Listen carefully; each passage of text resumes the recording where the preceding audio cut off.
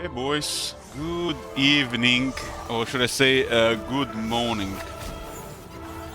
After 2 days of barely sleeping, I've been sleeping all day. Been like in bed for 17 hours. This might be a new record for me. New record. Feels bad, man. So tonight we're gonna do just some chill AI testing. Since the game got updated a bit and the mods did get updated as well, let's see how the AI does with different settings compared to what we were doing when I had the issues with the ARM. So we did a lot of testing there, if anything changed for certain scenarios later. But what we definitely want to see is higher potential, because for the campaign where we give certain faction, select faction high potential, the 25 per 1 point in this in the mod is not enough, so I put back to vanilla 50 and see if even Bertonia can do anything with a much higher value. Good morning, sir. This is midnight. Well, it's same with everything. You wake up, it's good morning. You have your first meal, it's breakfast. Doesn't mean if it's in 1 in the morning. That's how it is. You break fast. While in different languages, I guess it might mean something else. But in English, it's break fast. Because even you're sleeping, you're fasting. The best one to test this is, of course, the Changeling, because we already got a system. And let's go. Let's go. We'll play with the potential a bit and pay attention to what's going on with other factions. I am Prince and Emperor. Deceiving horror. In Portuguese, it's small lunch. Well, yes. Top manager in Croatian as well. We call it doručak. Basically, mean it's a meal that will work for you until lunch. It's a meal before lunch.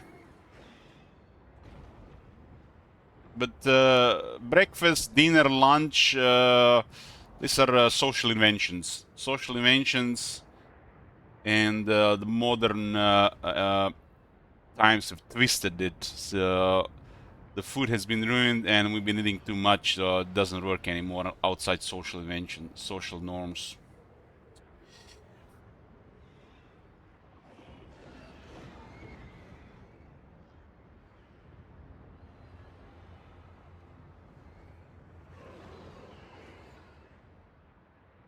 In my book, there is only breakfast and maybe a meal after. We'll see if some of the weaker factions can do well with the really high potential, because there's definitely some hidden stuff. Like some factions are overperforming without much explanation why. So we call it the how would we call it? Under Bolognese, right? It's the code under the spaghetti code. And this setup is ideal to check this out before, you know, without us getting surprised when we're doing a big campaign. Because when you do a campaign that is over 80 hours and you learn something is not how we want it to be, these campaigns are ideal to at least get something close to what we want, instead of being disappointed in a long campaign, you know, with an outcome we didn't want to have. Hopefully nothing has changed here. So for test, we kill the Changeling. Click this. We get peace with these guys. There's some weird stuff going on with the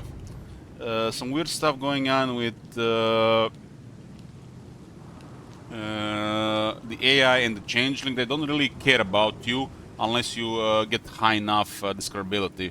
I think this is some lazy thing from the devs that they didn't even really care, but it might be also because of the DLC power creep. They didn't want changing players to get bothered, because a lot of people, especially new people who got just arrived to the game, you know, got Warhammer 3, you know, they're going to be what's the word to use? They're gonna be perplexed by playing Zinch, so they wanted to make something no-brain for these people who have just a simple way to play the game. Meanwhile, they create a faction that's more advanced, you know, the faction in the game for people who, you know, not get perplexed by playing Zinch. So they probably just give them, you know, like an advantage, so they don't get bothered by the campaign management from the AI side of things. What I'm saying, what does this mean? The AI doesn't really care about the Trickster. They don't care about Trickster, which is a bad thing, especially when you learn about it.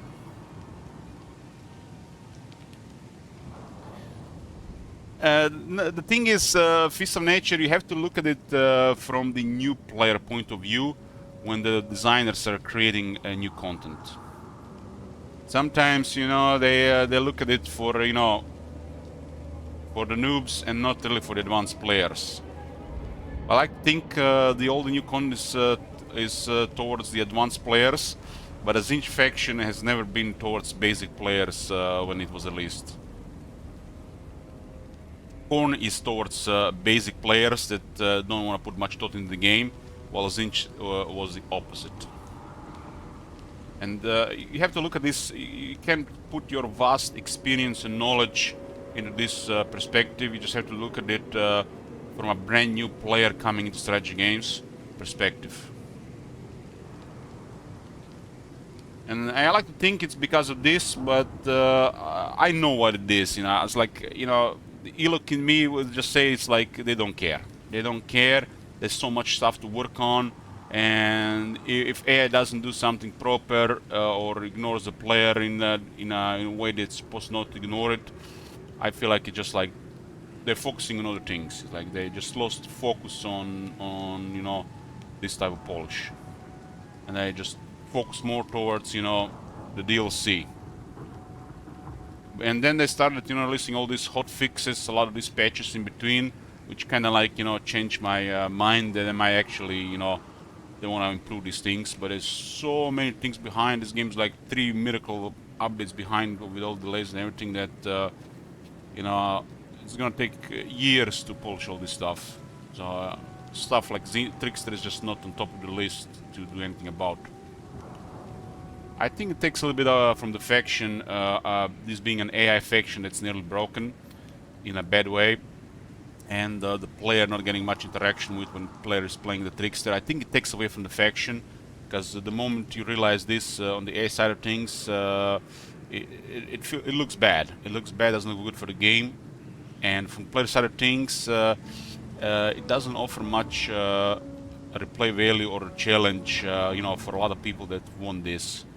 You know, personally, I don't much care about this stuff, but a lot of people care about this, and it ruins the experience for them. That's why all these things need to be proper.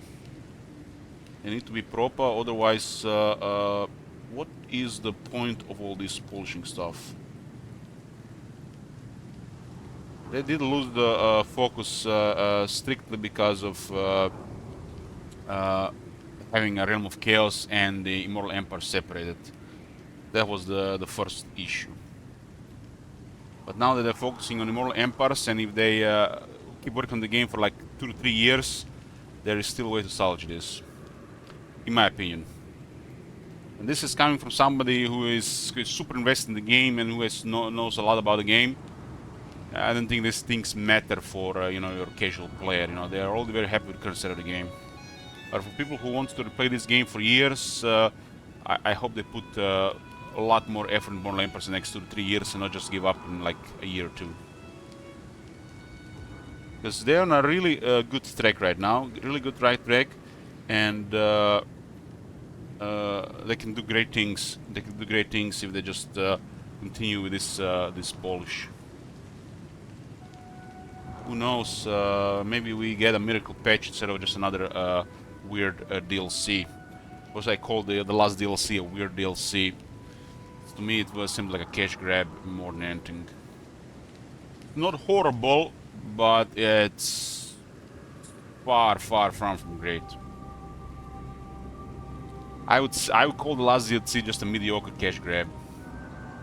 But at least it improved Khorne, especially the AI side of things, which I'm happy about, and the ogres. Like, so it's almost like a I would say the last DLC it's like a thing you had to buy to improve the game. You had to be paid to improve that part of the game, and stuff like this should be improved by a patch, not by a DLC. Well, DLC should offer new stuff.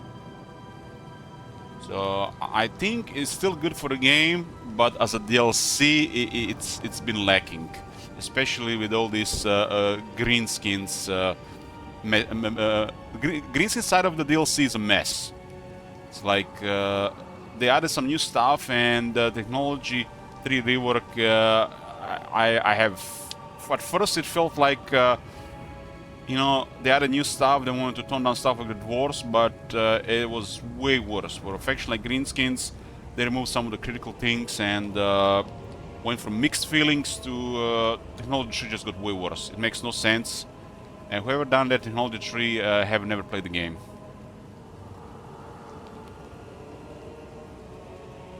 So I got mixed feelings about the last DLC. I called it just a cash grab.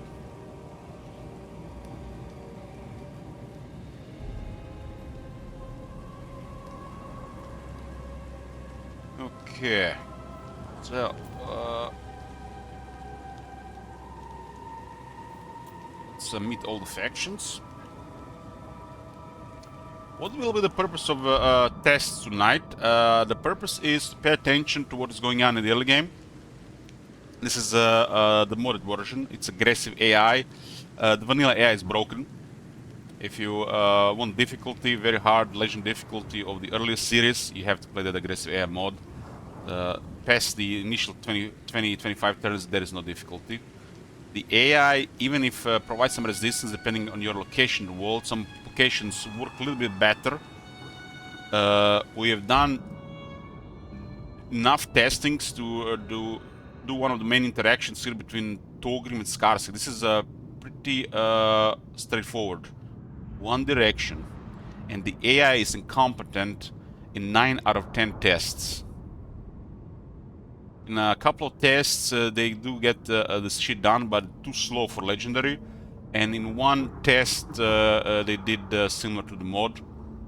Meanwhile, in the mod, the AI was competent every time. And some of the attempts, super competent. It's like player level competence. So do everybody a favor and don't play vanilla AI. It's broken. Until they fix the fuck up from patch 4.0, nobody should play vanilla AI. And this is not even the main issue. There's 2 issues with it. There's the incompetence with poor decision making and no direction. But there's this back and forth they're doing. They're indecisive in their executing their strategy. So the problem is they don't even execute a competent strategy in a tunnel. And now imagine there is a crossroads when the campaign advances to mid-game. They don't know what to do. And this used to work. We played Warhammer 2. It used to work. And the problem is they have basically 2 or 3 neighbors, so they're not in a tunnel. And the second issue making them broken is they're moving forward in a tunnel, and then they're trying to get out of the tunnel and get back into the tunnel without even getting to the point from A to B. Well, there is a C as well. So they cannot really execute a plan, a good plan in time. They literally have too much issue executing the strategy in a good time for it match the Immortal Empires. And that is unacceptable for Legendary difficulty.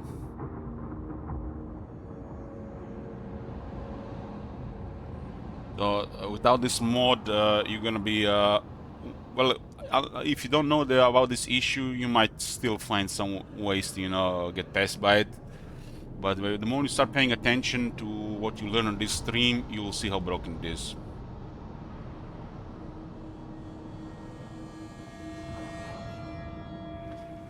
Well, Fist of Nature have not been seen months ago when we did extensive testing. We did over 200 hours of testing, and we made a conclusion here. I'm pretty sure all the conclusions be done here months ahead of anybody that said anybody anywhere else, anything else.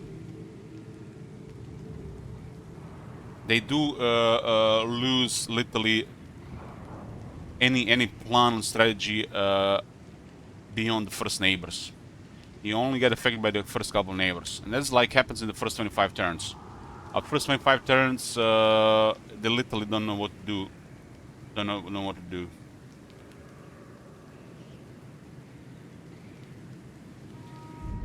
You just have to pay attention. The problem is you don't know what the AI is doing, and you're executing your own strategy. But when you pay attention, even without testing, we paid attention. We pay attention here. We started the game, and before we even started using the game, I've noticed this. You know when?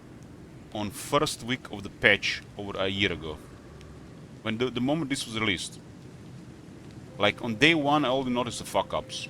That was with the Bella stuff, but with the AI campaign AI stuff, literally in the first week.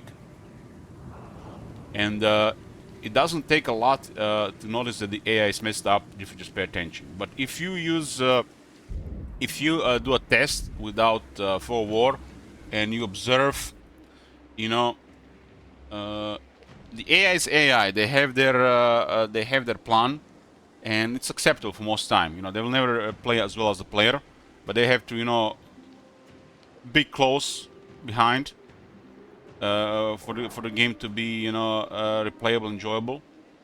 But if they put it like 3 steps behind, where they fall behind the player over 20 turns, that's not legendary. That's like just broken game. And when you do a test like this and you pay attention, and you can see how broken it is. You just need to test Torgrim and Skarsing interaction. This is one of the main interactions in this part of the world, and it's a tunnel really. Just the moment they sorted, one has to go. One has to go, and in vanilla it's just there's no words. There's no words. With the mod, I would say it's even more competitive than the best AI of Warhammer 2.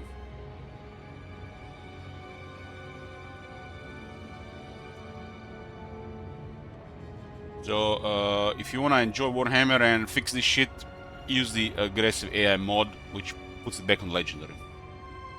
If you're learning the game, if you're new, if you're listening to this, it doesn't matter, just learn the game.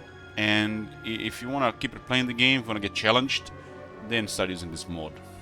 But you can start playing this mod. You don't have to play on legendaries. Like you can play on hard with this mod. You can play on normal with this mod. You don't have to play on legendary.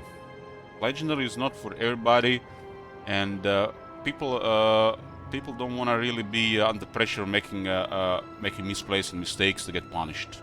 You can play a lower difficulty with better AI. So we always play on legendary. Like from day one, we played Warhammer legendary, and I really don't know anything else. But for a new player that doesn't want to pay that much attention or perform well, you can always play on low difficulty with this mod, and you'll still get a vastly better experience, in my opinion.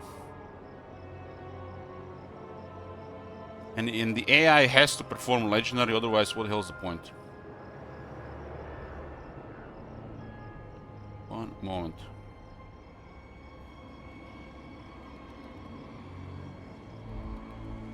So when you have the fog of war turned off, you can see what is going on, and if you pay attention, you can see the issues. Like I'm wondering how the CI doesn't do this, because there's still clearly issues on the sections of the map that can be improved. And you would think, you know, this is not top the priority, but you think a year later they might look into this, or 2 years later they would know about this. But hell, man, it's 3 years later, and what are they doing? This is type of polish it has to be done. This is the main campaign of the game, and this should be have a full team working on it all the time, and not just pumping up new content with ignoring the issues, putting it under the rug, under 1,000 little problems. The main campaign has to be golden, addictive, one more turn, obsession level gameplay, where you just just get consumed by it, and not just the pumping €200 of content per Warhammer game, and just ignoring the campaign.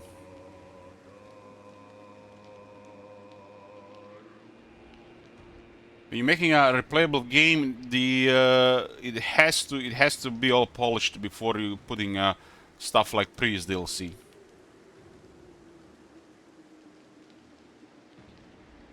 So, other than aggressive AI, we have another mod to spice up things.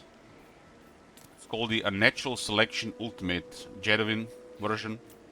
It's basically a natural selection, and this should be a part of the main game. If you don't know how the AI works, there is a potential how they do things in the campaign. Potential affects the campaign bonuses, or people call them cheats, and also affects how they do against other AI. And since you're playing Legendary, nearly everybody has maximum bonus on the campaign map. Not all factions, but nearly everybody. But with this mod, you can make sure that everybody has maximum bonus on the Legend difficulty. Legend difficulty over doubles their potential. In some factions, triples it. So everybody gets these cheats, and cheat seems like a bad thing, but it's just a campaign bonus, and the AI cannot be competitive with the player without this. This is what literally creates or half the difficulty. Without this, most of the decisions making is not going to be good, because most of the decision making is based on resources. They have the resources, either treasury or the go or the armies to do something. If they don't, they can't progress well. So the Legendary enables this first. With the mod, you can increase it and make sure that every faction has it max. Like, let's say, I'll give you a premier example. The Daughters of Kislev have a lower potential. So by giving them like plus 100%, 1 point is 50%. If you give them 100%, they will have a maximum Legendary bonus. And everything over the top, which is 400%, will just be used to fight other AI factions more effectively. But this does not mean if these guys have +2 potential, they are going to dominate, which is 100% more. This just gives them a little bit of an edge. There is so many variables between the factions, what is happening in the world, where the player is, that this is not enough. And I learned this definitely in the Tyrian campaign, where we given the old value to Bertonia, Kislev, and Grand Kate. So that's why we went back to the vanilla value, especially for those factions where we're gonna roll the wheel. So this is not enough. Potential is one thing, but the variables in the campaign another thing. What is one of these variables? Like, there you have Reichland here, and a variable for Reichland would be what Grom does, what Kemmler does, what Festus does. This will be a variable for Reichland, and this will be the main stuff that will determine how they do in the early game. Everything else they do here pretty straightforward. Ever since Elspeth got introduced, that's a variable that helps Reichland. The variables that make Reichland's rise to power unpredictable, they're still here. Like Vlad, for example, Vlad is in a little just waiting to die. He has no chance. This is a terrible thing. They should have increased his potential further in the base. Like, he has a very high potential in the base, but the factions around him are too many. This faction doesn't do diplomacy, or very little diplomacy, and has too many enemies. They deal with order and they deal with chaos, very hostile. So this faction literally is in a terrible spot. And you learn this by just paying attention, and with tests you just confirm it. So basically a lot variable here serves two purposes. Purpose one is, will the Elspeth get these territories, or will the Karakadrin get these territories? If the Elspeth get these territories, the Empire will become way more powerful. If Karakadrin get these territories, Karakadrin will get more powerful. And then this variable will determine where they go next and how much they can expand. Because if their core territories are larger, as the campaign progresses into mid-game, they'll be having more resources to do more things. So Vlad variable, Vlad purpose is just to die, to make the Elspeth or Karakadrin stronger. These are the two most common situations that happen. Either Elspeth gets these territories or Karakadrin gets these territories. So Vlad is just here, free real estate for Elspeth or Karakadrin to make these factions more powerful. You can make things definitely more unpredictable, where this doesn't happen, where Vlad has a chance, but not without the mods. Not without the mods. In nearly every instance, Vlad is just going to be an expansion for Elspeth or Karakadrin, and it will happen early, in the first 4th to 5th turns. And this will then buff the Empire or Karakadrin, and this faction will do way better against other factions, which is bad for the balance of the game. It will be way better if the Vlad can sometimes actually resist longer, or even overcome Elspeth or Karakadrin. Both Karakadrin and Elspeth are way too much. Their factions currently with power creep, and Vampire Counts have always been one of the worst. One of the worst, especially during the Warhammer 3 series. As the AI. They're also one of the easiest factions to fight for the player. Any player with experience. Vampire Counts, you know, they're in a bad spot and they need some help. And one way you can do it is with mods and help the world look a bit different and not always the same. Anyways, variables, there are plenty of variables that happen. You could play 10 campaigns and then the next 3 you experience something you have never seen before. Like some people say, you know, Ultron always high elves, my experience. And then somebody has more hours than me in the game, says like, my experience, it's the opposite. You know, Dark Elves take Ultron. But you have to pay attention, why is it so? Like, from my extensive testing, Ultron does really well in the current state, initially. But as they unite, ally up, they start invading other things. They stop protecting Ultron as much. And they invade other places like Nagaroth, Lastria. And what happens? They get open to get invaded themselves. And the moment they start losing territories in Ultron, they get overrun.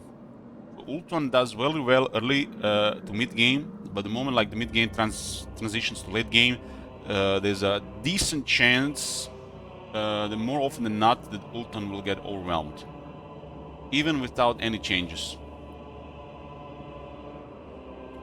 Ultron variable is how fast they clear non-high elf factions, how fast Lothern, Everest, and Auron get territories here, how fast.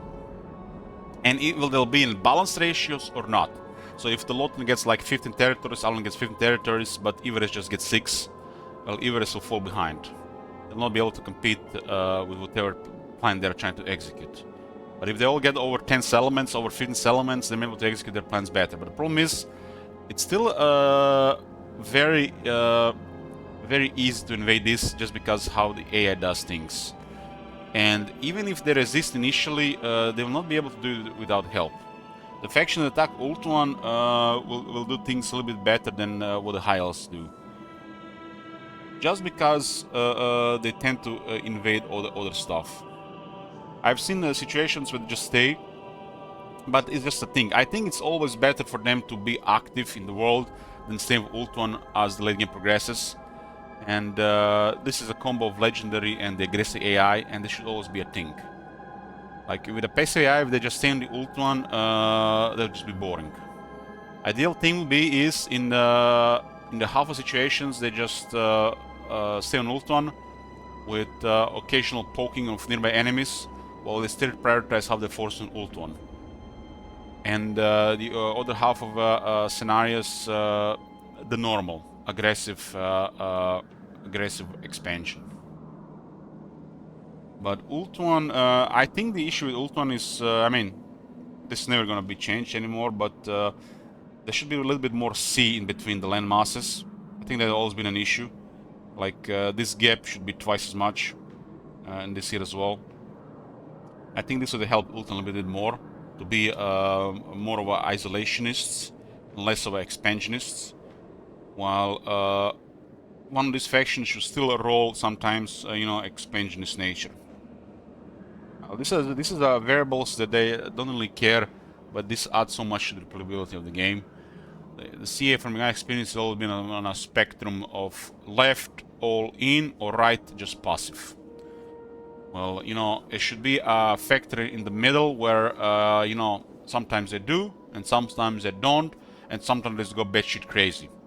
And this is why we need campaign customization for starting campaign to adjust these settings ourselves. We want a passive AI, a semi-passive AI, aggressive AI, or a semi-aggressive AI. It's like this should be an option. Do we want to give everybody max potential? Do we want to give some factions, groups of factions, randomized higher potential to do better against other factions?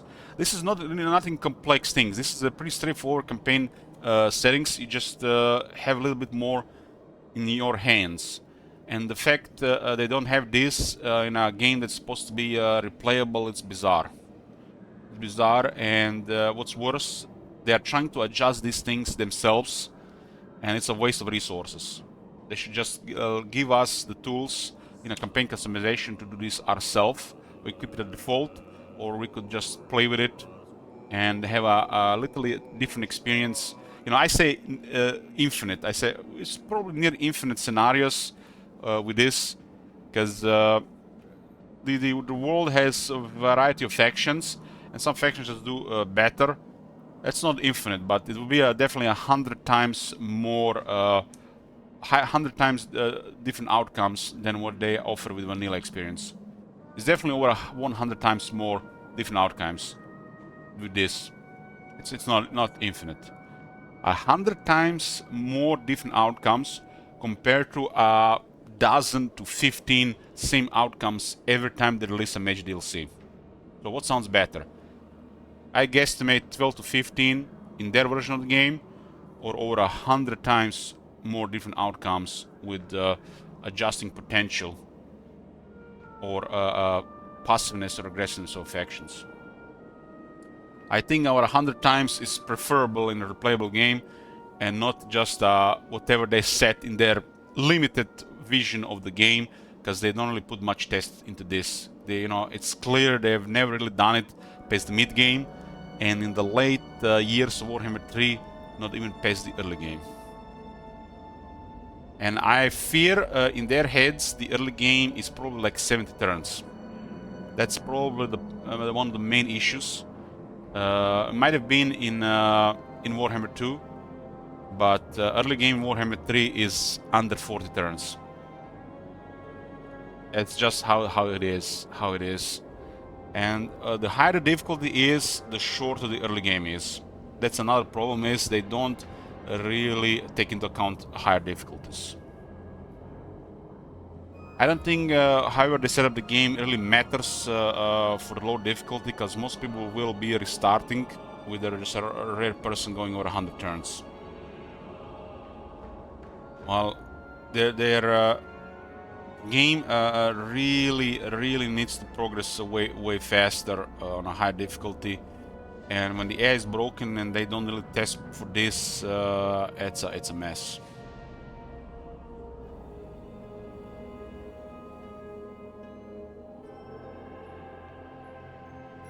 The difficulty is one thing, the AI having issues is another. So, I mean, I could talk about this for days. You literally give me a coffee every 2 hours. I could talk about this for 4 days. What is the issue? What can be done? mods exist, so I don't really care about what they do anymore. I don't really expect them to ever fix this, but they need to fix, give us the tools to play with the faction potential, play with the spectrum of passiveness and aggressiveness for the factions, so we can randomize and add so much more scenarios to what can happen. This is critical for the playability rating. And another thing that that needs to happen is just give us more tools to customize the campaign. It's literally the CA doesn't have to do anything anymore. They need to work on the tools that we can use as players that they have available for them when they do testing in advanced campaign customization. So just give us the tools to adjust this, and they can stop working in this area entirely, and they just need to work on further improving and optimizing these tools for the players to use to customize their campaign. And they don't have to bother with balancing anything in the campaign beyond this point, outside adding new factions. It's pretty straightforward. And then we as player have the tools to create scenarios we want, be either the scenarios we want exact, like High Elves and the Empire go crazy, or make it unpredictable every campaign. This is the most important thing to do now with the Immortal Empires, outside the further polish with 1,000 little issues that still exist in the game. And they have to realize that the game progresses differently on different difficulties. And there are behaviors that are hard-coded that no mods will affect. Depending on difficulty, this behavior should be different. So that's it. That's pretty much it. You just do this and the game will just easily get another 10% rating just by doing this. Other than this, the major issues in the game, like the decision of the AI what to do when they win a settlement or a siege battle. These decisions need to be more optimized between the factions. With the greenskins, them sacking and stuff, makes more sense, but a lot of factions should tend to more to occupy. This is an issue because the AI is not instructed how replenishment works.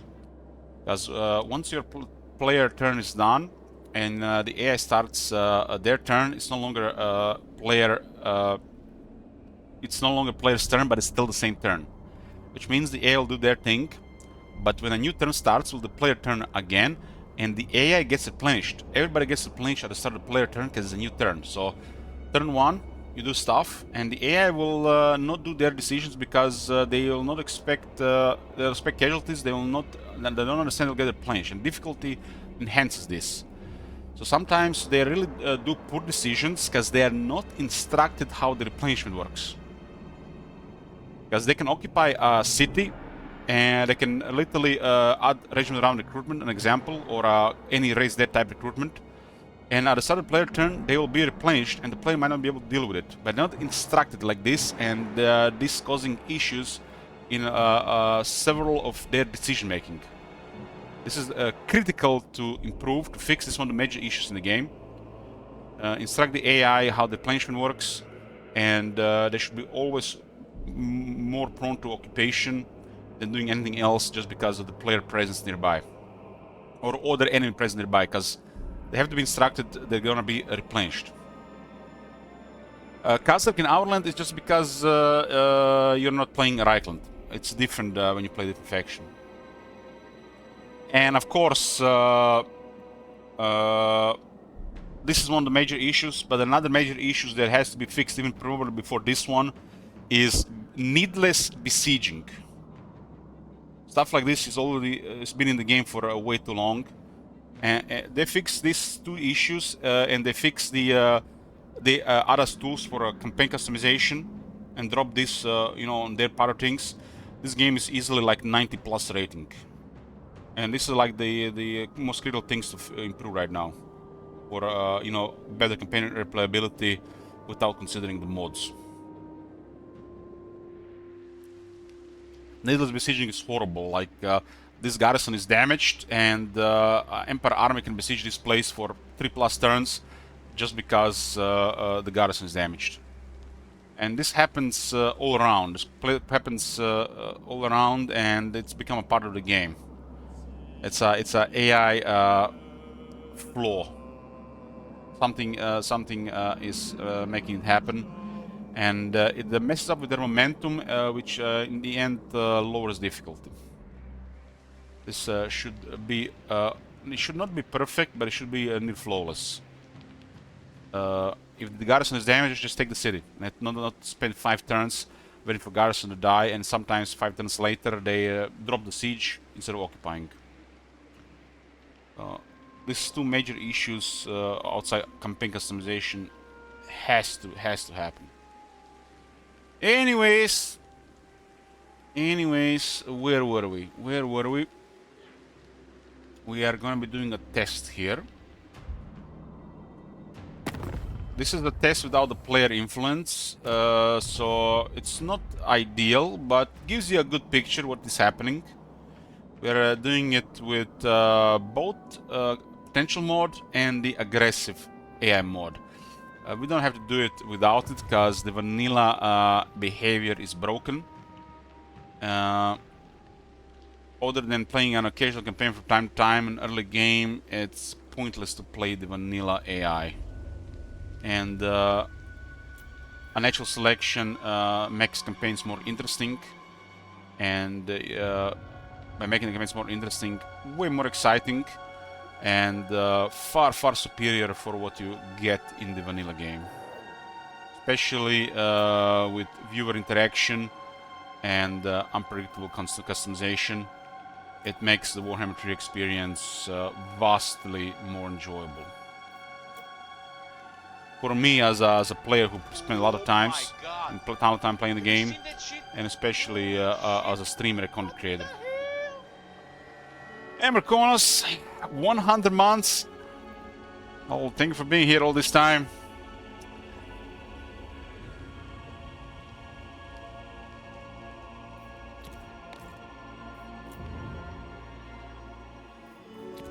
So we're gonna probably do like 80 turns. I think 80 turns is fine. 100 turns takes a bit longer. 100 turns take a little bit longer. So we should just replicate what was happening with other factions. We are being high elves in our campaign, so it doesn't really matter. We're basically gonna do some couple of tests for the next Sealed campaign, just to see what kind of thing can we expect. Because, like I said, it feels bad when you play a campaign beyond early game into mid game, especially 40+ hours, and then you realize that the setup you have created is not good, or the outcome you were hoping to get didn't happen. But it might have just only happened in the next 2 campaigns. We wanted to have a more certain outcome in this type of campaign. So this will be the test for it.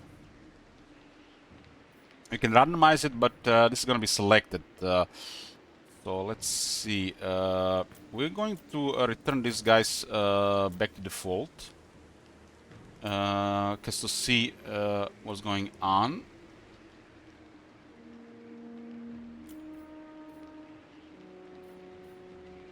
Just look for the wheels, huh? These things can be turned off.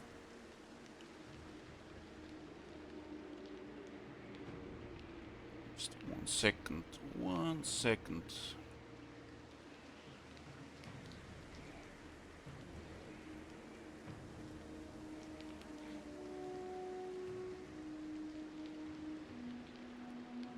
Yeah.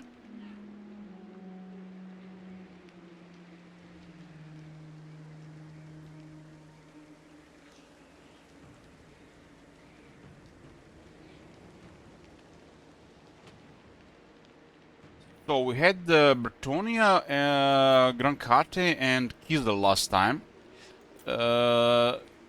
We literally gave them 150% buff to potential, which was 6 points with the custom version of the mod. This is the vanilla version of the mod, and each point is 50% potential, which outside the legendary, it's better to have this value set lower for a more fine-tuning, but for this type of scenarios, it's a different story. The Tiberian campaign has shown me that 150% the variables still don't dominate more than potential alone. Hey, Agneta, hey, Product. You know, this is the first day in 2 months that I didn't make over 10,000 steps in a day because I was 18 hours in bed. Feels bad, man. I was supposed to get out of bed like 8 p.m., but I woke up like an hour ago, 2 hours ago. I haven't slept for like 2 days, and then like I've just been in bed for 18 hours. I'm having some trouble sleeping lately, more than usual.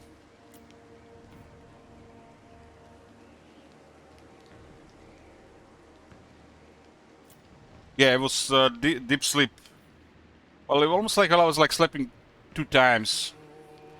Like after 9 hours, I got up and I drank a lot of water, take a piss, and then I got back to bed, and it's like just get back to sleep for another sleep. It was almost 18 hours, yeah.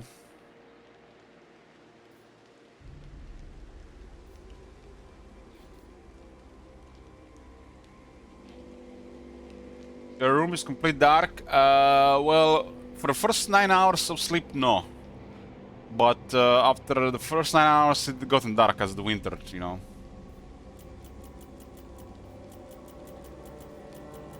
I think 6 is crazy, so we'll go with 5. Go with 5 for this test. The idea here is you can see Bertonia here. They got a 150 potential. Lune has 160. Ripan's 150, and Albrecht 150. This is a pretty much standard potential. The legendary gives them another 200, but gives another 200 to all factions, and this is still not enough for a max campaign bonus, which is 400. But they can roll it randomly without any potential. This is why I think every faction should get additional 50, just to near guarantee or guarantee maximum campaign bonus. Anything about this will just buff those factions in a AI versus AI interaction, which will help build large empires for those factions to challenge the player mid-game and beyond. This is the purpose of this. So the test will be, we're going to give the select factions from the Tyrian campaign 250%, which is a lot. It's 100% more than what we had in the Veils of Tyrian campaign, and everybody else will get additional 50%. Everybody else in Tyrian campaign didn't get anything, and even some of the stronger factions, if they high roll, the faction that got 250% will still have a noticeable advantage. With a 150 and a roll of a 0 additional, while all the factions roll a 50. Well, too many variables for those selected factions to have a favorable outcome against other AI, especially, you know, with freak accidents. So in the first test, the selected factions will get 250. Let's say we roll Bertonia, Kislev, and Grand Carte, and everybody else will get plus 50. This will be for the first test. You have to understand why 250 or 200 or 300 is a lot, because in the Fog of War, if you don't see them, not Fog of War, if you don't see them, which is basically everything outside player vision, this potential is doubled. So this 250 of Coron becomes 500 extra against Harbinger of Disasters 100 extra. So Coron will have plus 400% buff to their balance of power and auto-resolve over Malagor. So you have to understand that that's really a massive value. And this is the value that will help with Empire building for the outcome we want to happen in a mid-game or this type of campaign.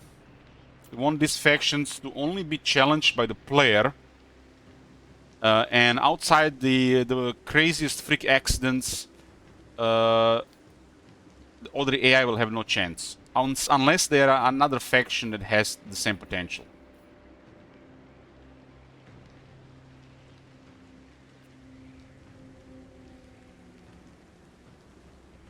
Okay, so we said Bertonia and Grand Kate. We're gonna put this like this. We'll do it an 80 turn test. If it's not really conclusive by 80 turns, we'll do 100 turns. Because at 80 turns, it's only like late game.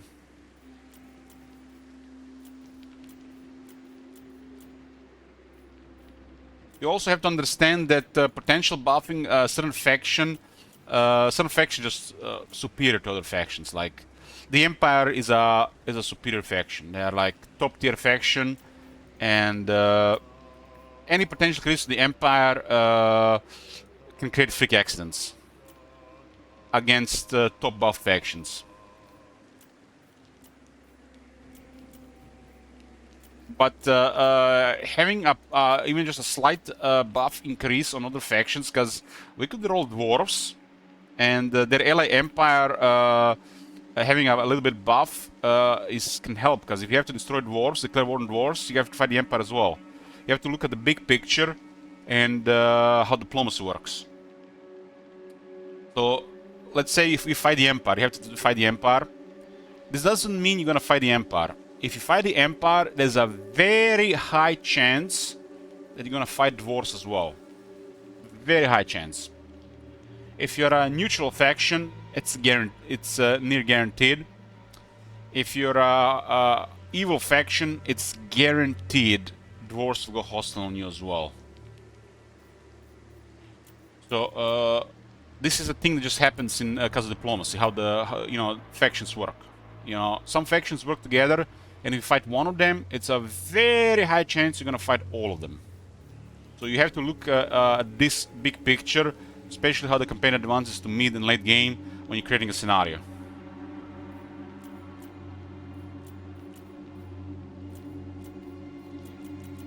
We're not gonna give them 6, we're gonna give them 5 for the first tests. I think 6 is crazy. We just wanna see at the 5. And again, I thought 6 was crazy with our own version, then we were proven otherwise. But it might have been a freak accident with the random roll, because everybody has a base potential. It usually goes between 120 and 190, and most factions are set around 150. That's like the base potential. Legend difficulty gives 200 potential to everybody, that's percentage. At 400% they get maximum campaign bonuses. Beyond that is balance of power. To a certain extent, the balance of power affects this, but in the Shroud, it can go twice as high. If I'm not mistaken, the Shroud can go way higher. So this is the factor to make a faction perform and expand to challenge the player more in this type of scenario. Just one moment. Still kind of waking up. So 400 potential is for the campaign bonuses. 500 potential is for auto-resolve. So basically, even outside Shroud, the Kislev will always be stronger than other factions. But in the Shroud, this goes to like 1,000.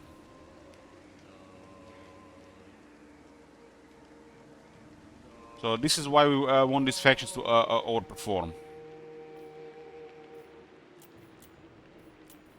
I'll be giving everybody plus 50% with 1 point, just to get closer or over the legendary difficulty.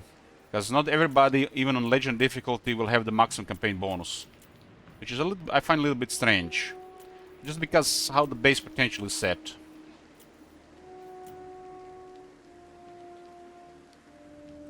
It's not fog of the war per se, how you can. It's what you can't see. Anything you can't see, you could be next to you, it affects it. It's not about teleporting around. It's about attrition and balance of power.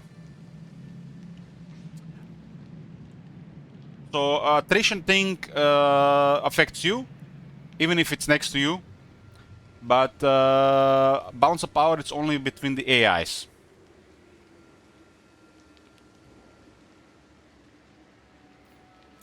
So basically, this means that some factions just do better in the shroud.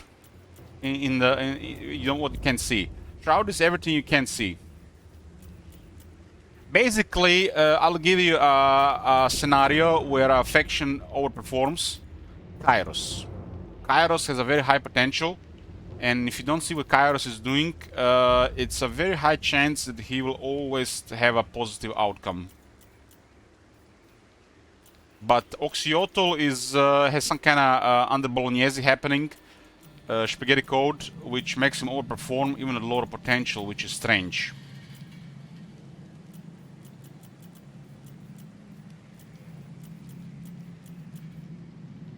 Because Kairos has some of the highest potential. The situation with Kairos is better than most factions because of his location. Location is a big variable. There's so many variables. I just went into the neighbor variable, but location is a big variable as well. What faction it is, location, the neighbors, the weird different outcomes. Location is a variable in itself.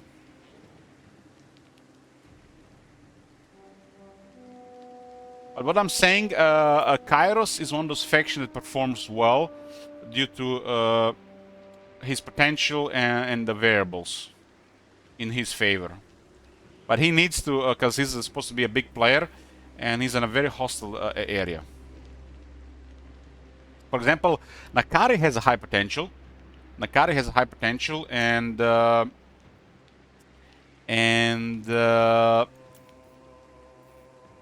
messed up here. Hold on. And he always does bad because he's in a very hostile area. So factions like Nakari, Kairos, Kugat. Kugat has one of the lowest potential. Should have even higher potential. I think Skarber and Kugat, Nakari, and Kairos have higher potential.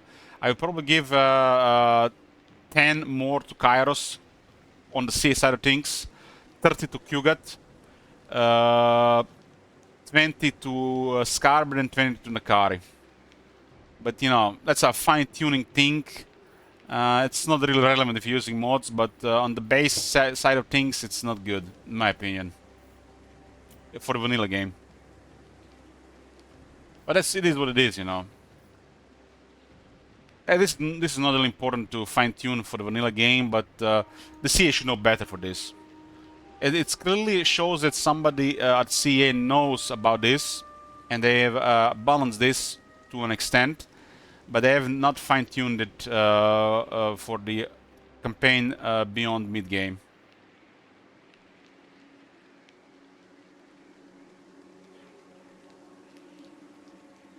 This is a very complex thing, Hurricane, and it's about replay value and different scenarios happening.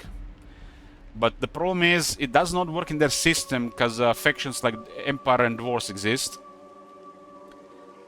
And balance of power favors high quality armor and range units. So this system doesn't really work well. That's why they need to give us advanced campaign customization, so we adjust it ourselves before starting campaign and don't have to bother with this. They just need to work on the tools of campaign customization, you know, civilization types, advanced customization campaign.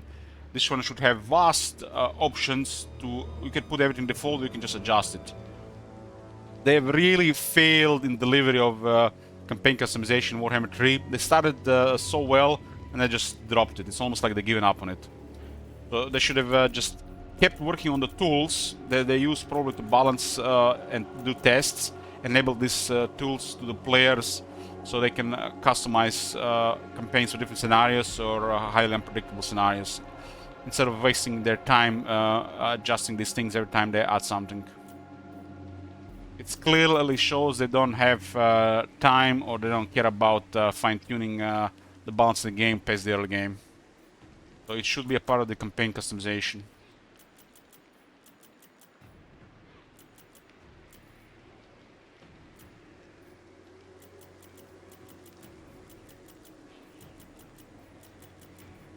We have also had the minor factions with this, so it's curious. It's gonna be curious to see it like this as well.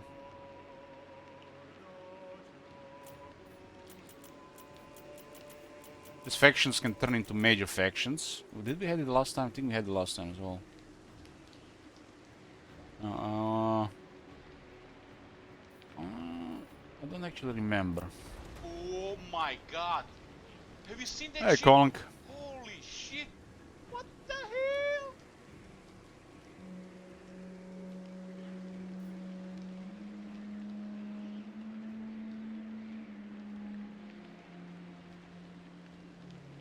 I think the big players should stay big players, so the minor factions should still be okay, but not chance to turn into a major faction.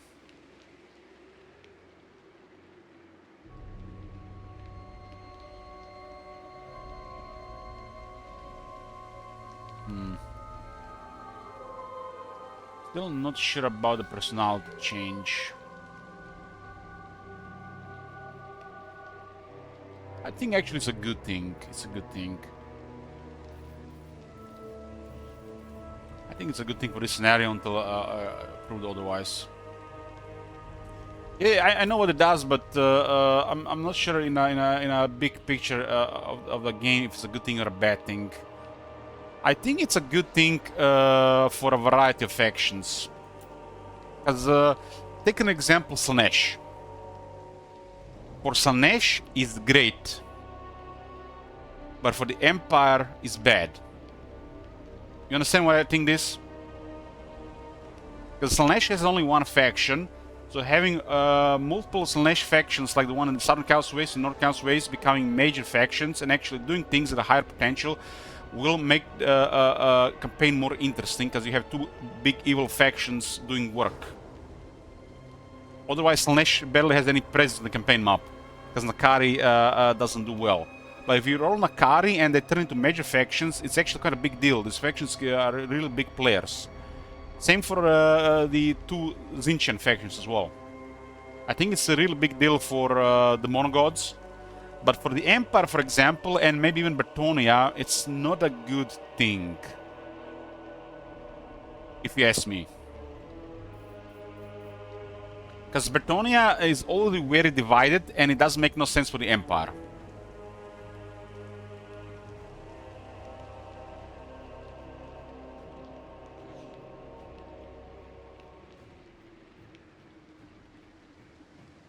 I know what it does, Sleepy-san, but do you understand what this happened, what it does in the campaign? Slaanesh has no presence in the world, while the Empire has crazy amount of factions.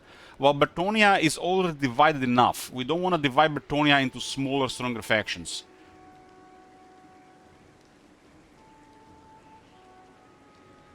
Like for the High Elves, it's not good. For Bretonnia, it's not good. For the Empire, it's terrible. But for Slaanesh, it's amazing.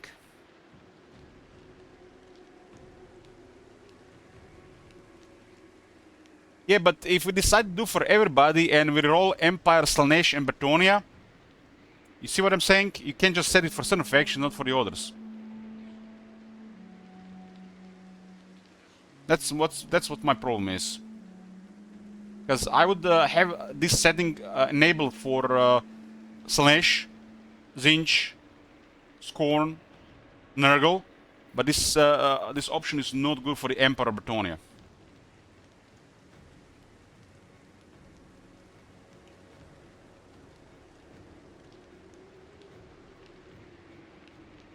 Because large Reichland does really well, but Reichland divided between Empire divided between Reichland, Marienburg, Hochland, Nordland, Midland, and all them having a couple of armies going in two different directions.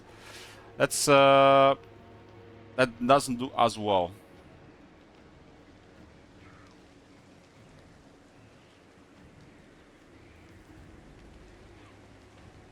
Yeah, this is what I'm talking about. I'm talking about from the real adversary's point of view. Because if let's say we roll Empire, Slaanesh, and Bretonnia. All their minor factions go to 5, but I can't put a setting separate for Empire, Slaanesh, and Bretonnia. And it benefits Slaanesh, it doesn't benefit the Empire. My problem is that this is great for some factions and not good for some. Well, for some factions it doesn't matter.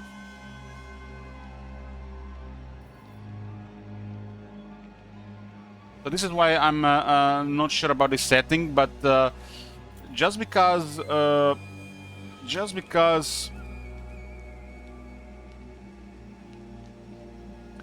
like I think it's fine for this group of faction, not good for the High Elves, just because Bolton works. It's fine for the Lizardmen. Warriors of Chaos doesn't really matter. It's amazing for these factions. It's amazing for these factions.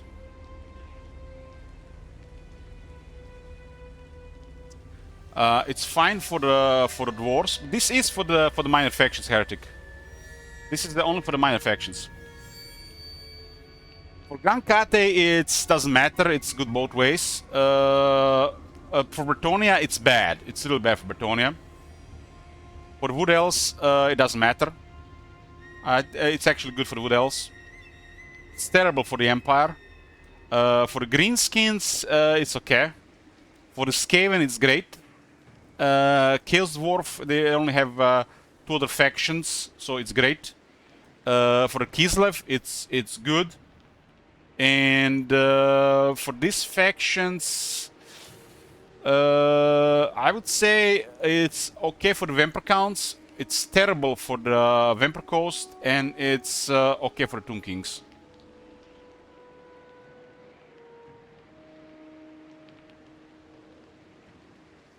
But Heretic, just look at this scenario. In this scenario here, you increase the presence of strong evil faction on the campaign map.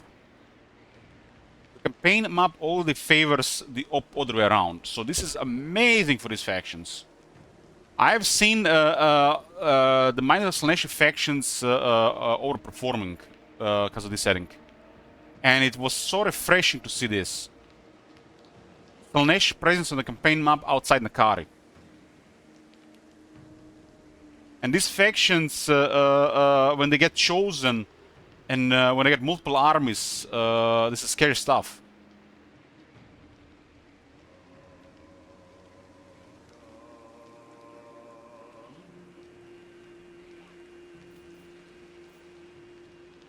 It's about the presence of certain factions on the campaign map over the others. Because the game really doesn't favor the presence of Khorne, Nurgle, Tzeentch, and Khorne, Nurgle, Tzeentch, and Slaanesh. It doesn't favor their presence in Mortal Empires. Well, this setting actually makes them good. Those factions just waiting to die. But with this setting, they actually become a faction that contests other factions. We are talking from the perspective of minor factions.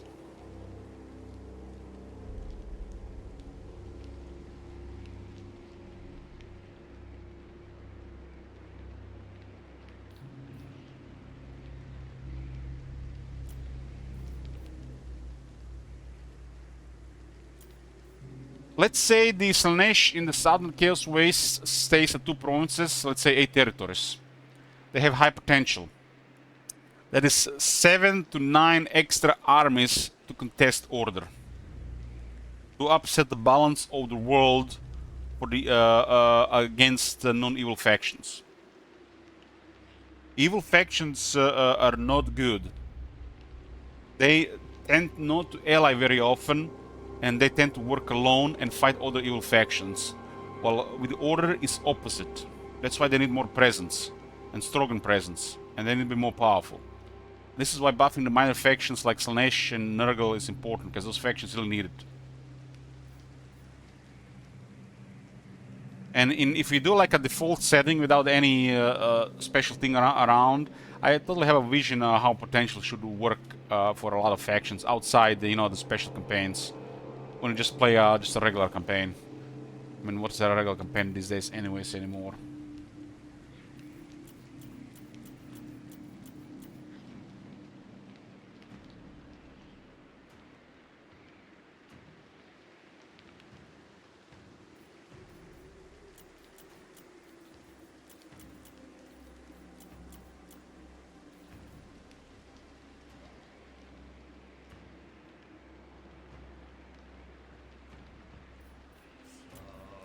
Yeah, it's definitely this way I have different feelings about this. Sure, I have my idea of proper setup, but some more tests are definitely required. I think it's a good thing to test on various settings, especially after they update the mods for AI aggression and potential.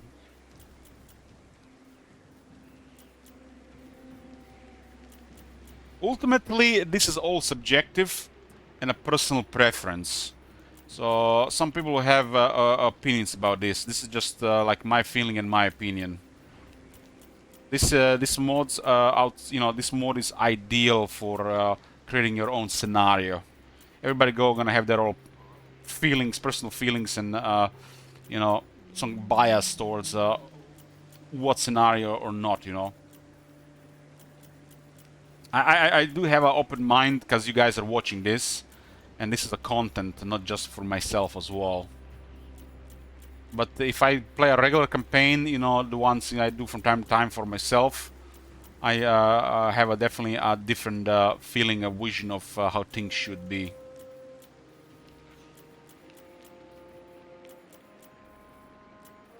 Like just putting it on one side of things, Max Payne train type of scenarios, that tends to get grindy and boring and not very interesting after a time.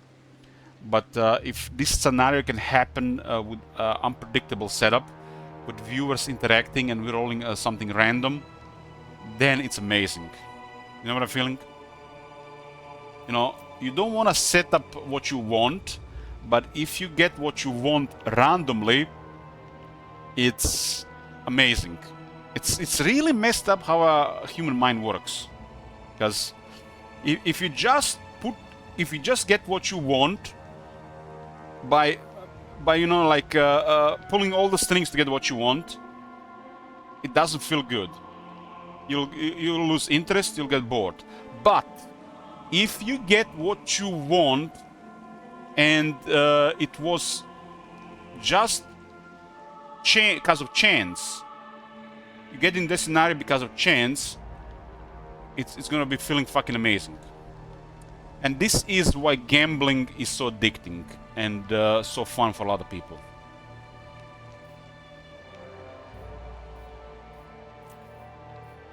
It's like my brother and Civilization 5. He played a lot of Civilization 5 in the kitchen. He asked me to tell him a faction to play. He doesn't want to pick a faction, tell him a faction to play. And I'm telling a faction he doesn't want to play, and then he's like, oh no. And then he rolls random, and he doesn't get what he wants, and then just half-asses the game and just lose interest playing. And then, you tell him a faction he wants to hear, or he rolls wants to play, and then the game feels fucking amazing. And here there is a viewer interaction, especially during a stealth campaign, which makes it exciting, unpredictable with this interaction, and there is unpredictable things happening, and then we leave it to chance what happens as well. And you get the best of scenarios.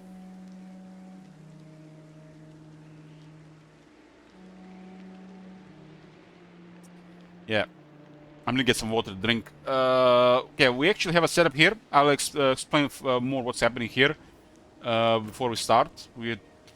This little turned into jibber jabber here for over an hour. But we have the setup here for the first test. We'll start when I get back after a short break. We're back, boys. We're back. 1:34 a.m. Let's go. Let's go. Oh, I'm getting steak and breakfast, steak and eggs for breakfast in the morning.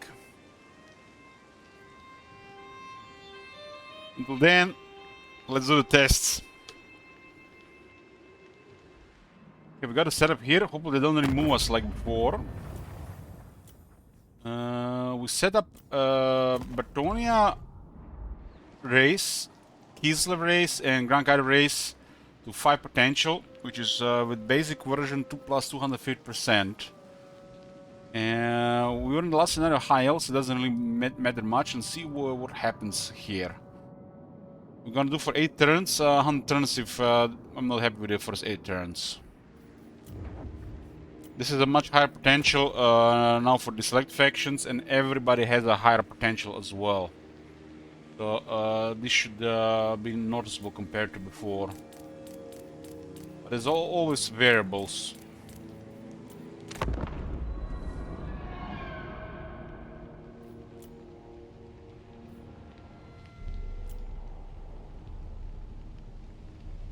Let's go to turn 20 and see what happens. We can check some things all around as usual.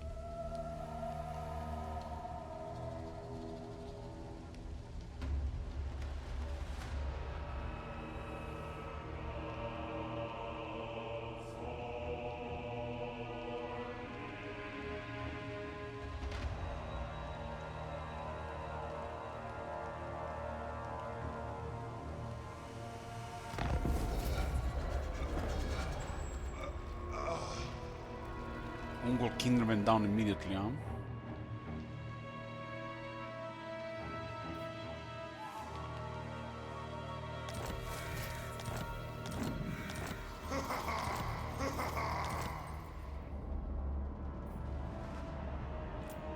These Ungol Kindred are...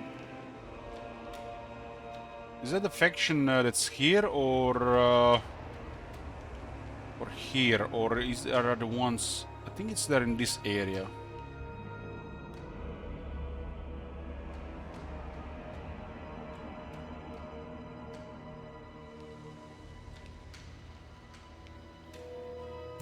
Mercenary Lord. Mercenary Lord.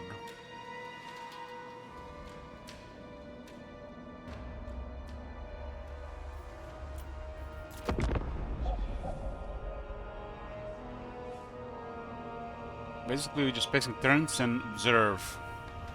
This faction is perfect for it.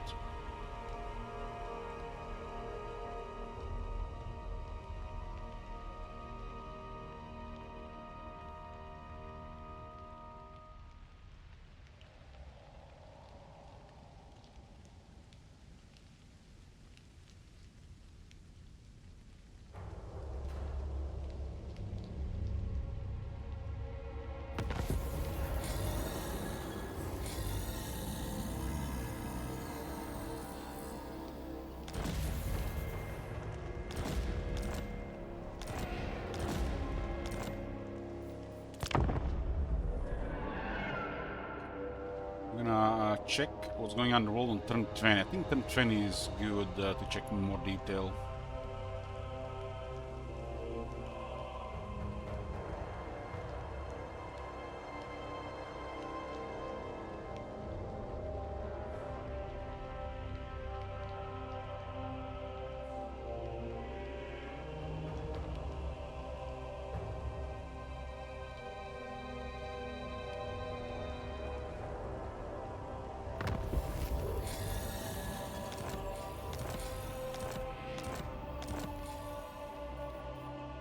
Double check this for a second.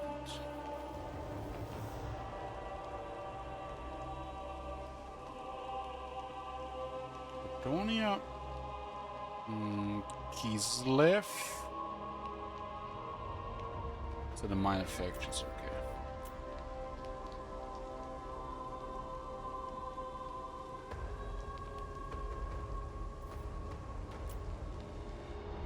I'm really curious what will happen with Boris this time. Watson's wish.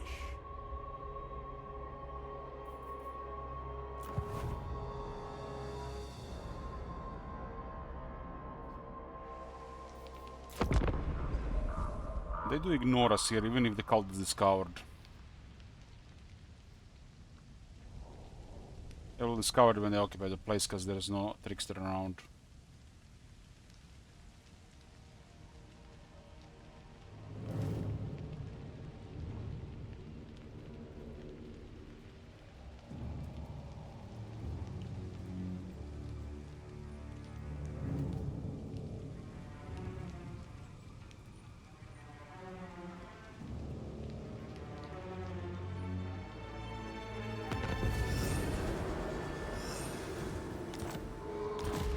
This is what they're supposed to remove you, but they don't. At least they haven't done any of the tests from before. Otherwise we have to do a little bit more to stay alive.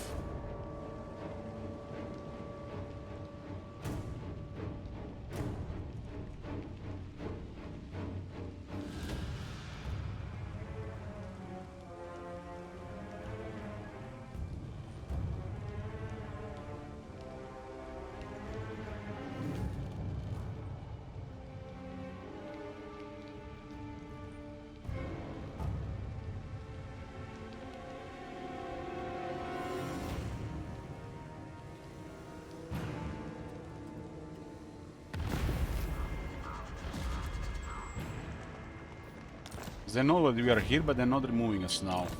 They tend to remove you if you increase this more. Strange behavior for sure.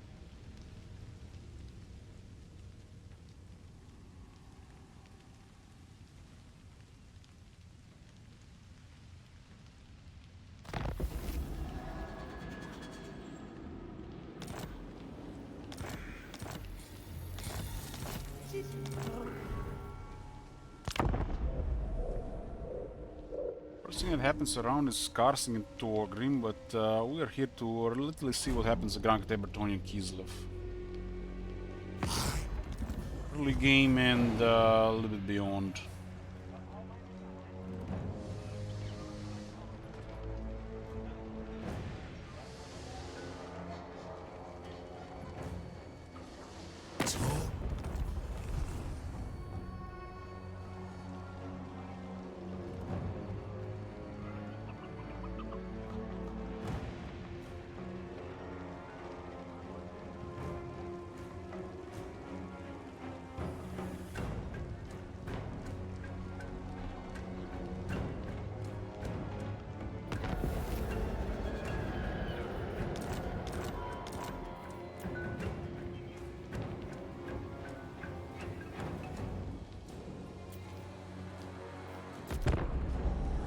A quick look on some of the contents in turn 10.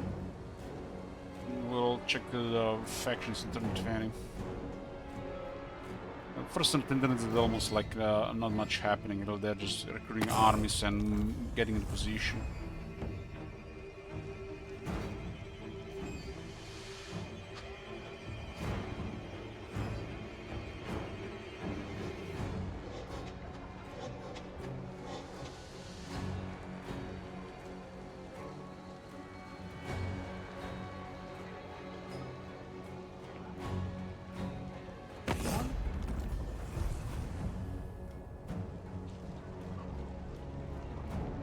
More that just declines diplomacy.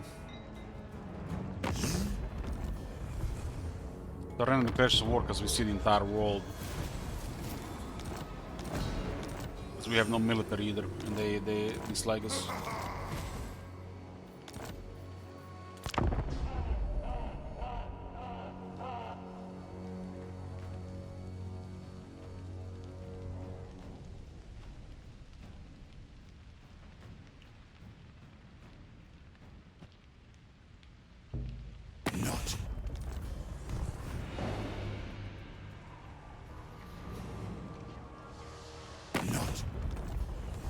Not. Hope I'm not messing anybody's sleep schedule. I'm literally the worst yet with my sleep schedule.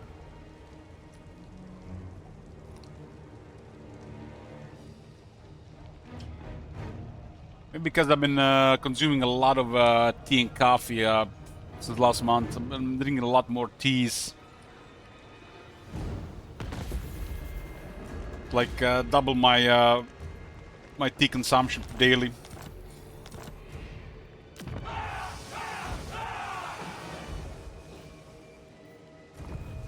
Yeah.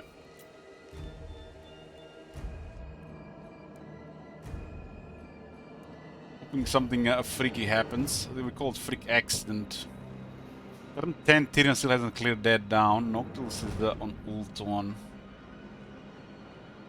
Well, Mother Stankia is hasn't done as much as I thought it would, but it's only 10 turns. So this is literally now end of early game. End of early game. The just initial stage. At this point on, the expansion will increase. Skulltaker has some territories.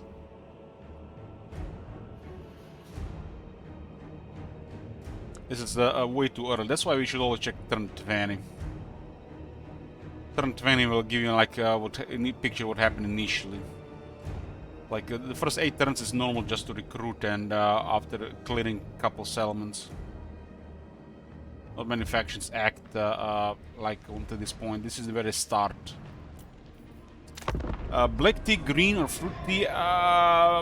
Mostly green tea.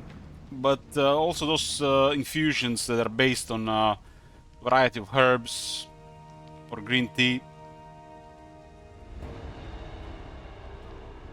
So mostly green tea and herbal infusions. I'm not sure what they call it. It's a herbal tea. They call it herbal infusion. Herbal tea. I guess it's a herbal tea. Herbal tea, herbal infusion is the same thing.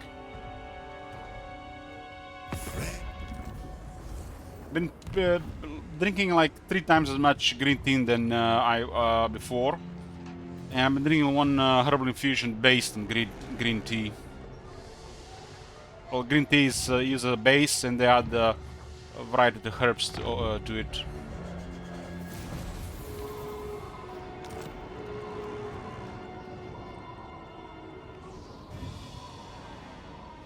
Yeah, I have a chamomile, lemon and ginger combos as well. I discovered the Clipper teas and I've been obsessed. I've been drinking so much more tea than before. Tea is amazing, especially if your taste buds are fine. You don't even have to add anything to it.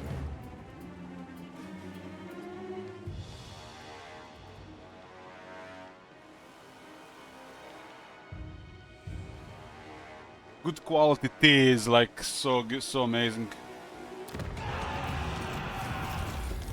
I recommend it to anybody if you guys don't consume a lot of tea. Like, tea is incredible. Find one you like and start drinking. Preferably black tea or the green tea, the real tea, I mean. But if those are too tough for you, you can always drink herbal teas that are based on the black tea or the green tea.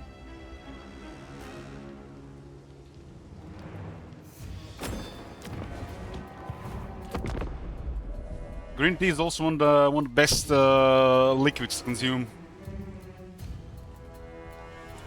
It's like super healthy for you long term. You'll not notice anything if you're drinking for a couple of days, but after a couple of weeks, guaranteed. And you reap the benefits just consuming it all the time. I don't use sugar, Heretic, no. I only rarely consume sugar, and it's just organic, unprocessed brown sugar. And when I really want to make like a classic Turkish coffee with milk. Very, very rare though. It's like a very rare.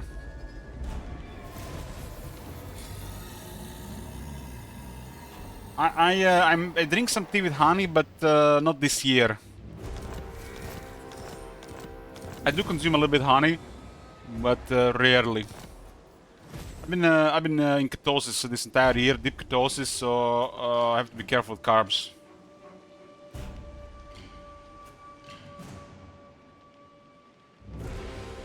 For me, tea has a great taste without honey and without sugar. In some teas, I do sprinkle a bit of lemon.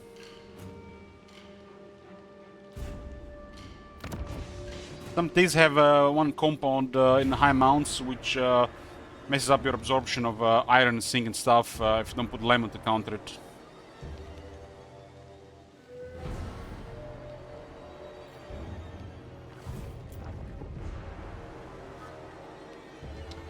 Golden Eye of Zinch, I wasn't paying attention.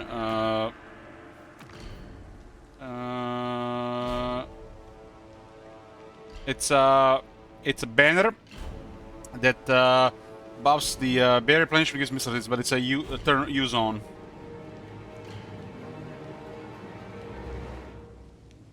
Looks like a banner. Man, imagine this was the old time. This would be one best banners. Holy shit, this is what the banner should be at the half the values.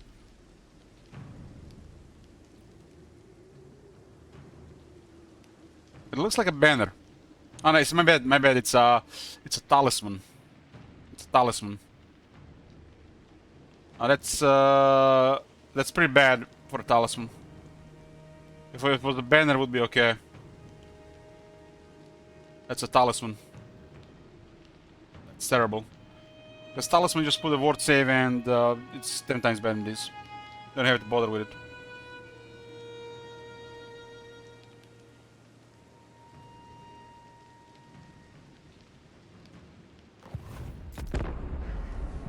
Enchanted item would be okay.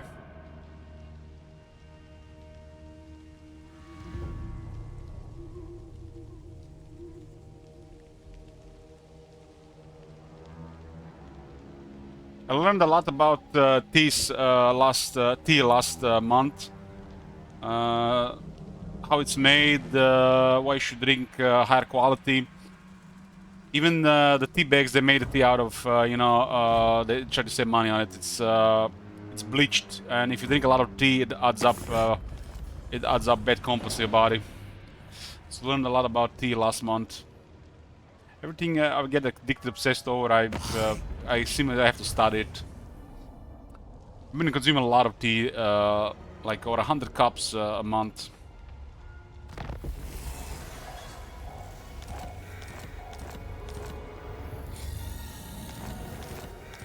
Usually I was on like under 50, but currently I'm over 100 now. I feel like I'm dealing with stress easier since I started consuming a lot of tea. I deal with stress easier. I feel like more calm and less anxious. You know, feeling less bad. Can't really say less depressed because like somebody diagnosed with depression, you don't have it. You know, you have to go to a doctor apparently. And but mainly I feel like I deal with stress way better by drinking more tea. Feeling way more calm. I also noticed that I'm having a lot more trouble falling asleep, and I'm staying up way longer. But that would be like a downside, like of a lot of caffeine consumption. But the anxiety and irritation thing, it's like the opposite way.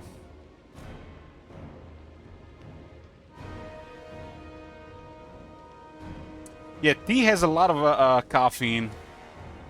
Especially if you let the herbs stay inside the water for a long time.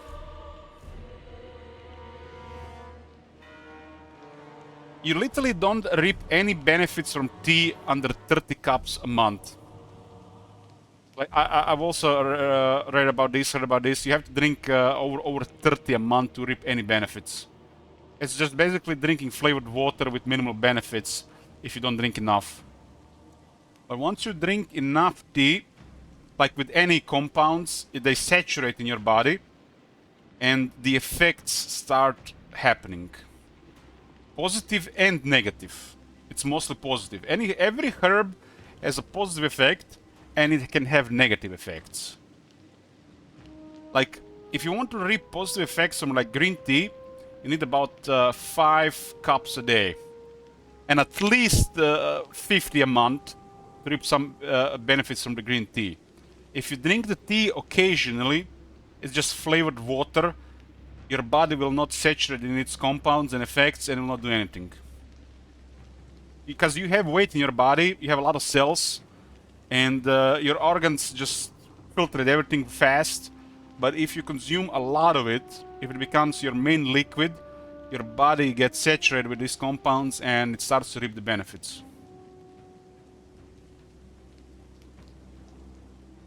Well, most people drink it for flavor and not for health effects. I'll just stick to water. Fair enough, fair enough.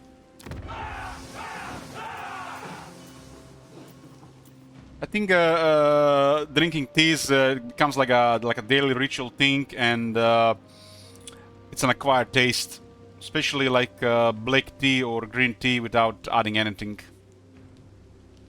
I'm like a big coffee drinker. I drink several coffees a day. I'm drinking so much lately that I'm drinking decaf as well, and it has compounds as well, which are really good for you. The only downside of the coffee is it's too much caffeine if you drink a lot. There's barely any downside to it otherwise. Water is the main nutrient for the body, yeah, but water is part of tea, and tea has other benefits.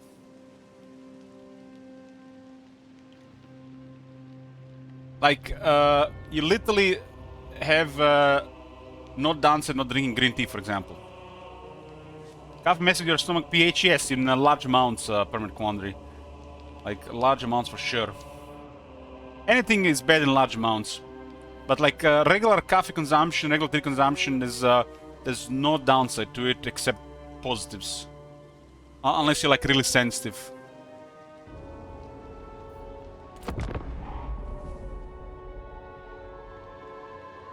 I think reaping the benefits of green tea, for example, there is like, everybody should do it. There's like no downside to it. With just a regular amount. And the long term, it does wonders for your body. You can't go wrong with green tea. It's like one of the best things to consume.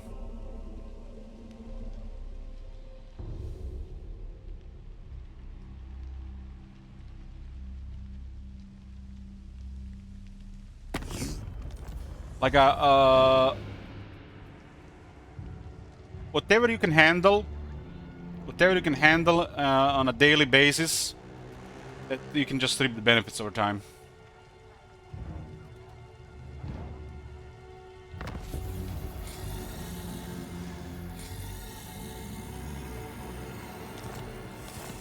I drink lots of coffee and lots of tea, Permanent Quandary. I have never any issues with my stomach. I used to have issues with stomach when I was on a high-carb diet. Really bad issues. Yeah, coffee would then mess with me, orange juice would mess with me, alcohol would be real bad. But nowadays, I was literally drunk for 2 months. Never any issues with stomach.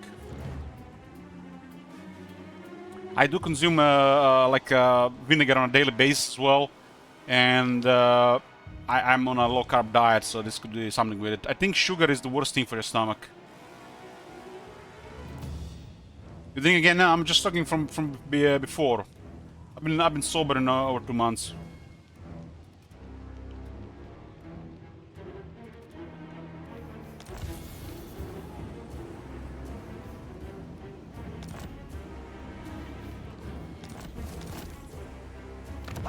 There is definitely something with acidity in the body, but it depends from person to person. You have to listen to your body and learn yourself. Everybody's different. Everybody's different.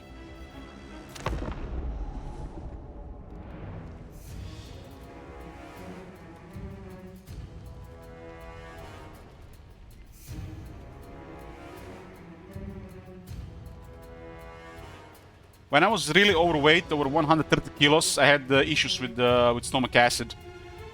And I was drinking those antacid pills that was making it worse. It's not the way to go. When you have acid issues, it's usually you don't have enough acid to close the gap. So it making it worse. It's like one of the worst medicines they ever created. So it makes things worse long term. There's other things to do to make it better. But the moment I started eating better, this thing stopped. Coffee bread is rotten, no, that's your teeth, your rotten teeth, not the coffee bread, Hurricane. So it's poor dental hygiene. If anything rotten is coming out your mouth, it's your teeth and bacteria that's living in our teeth, usually created by sugar. That's what smells.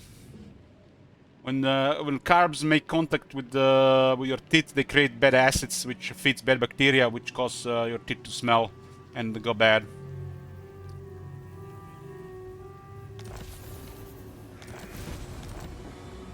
Sugar creates the bad bacteria that makes your teeth go bad and makes your teeth smell.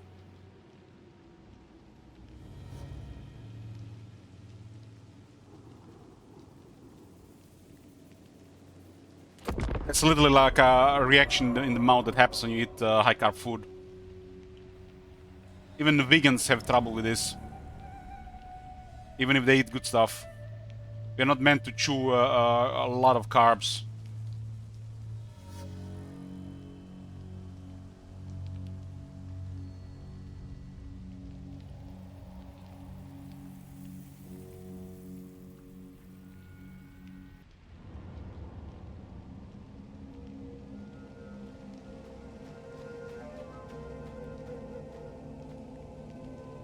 Ever since I fixed my teeth last year, was 2 years ago, and been on a low carb diet for a couple of years. It's like my dental stuff.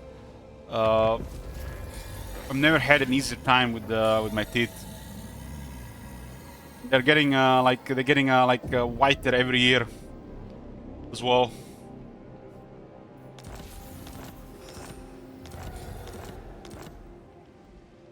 Having a really easy time with dental hygiene ever since I started getting low carb.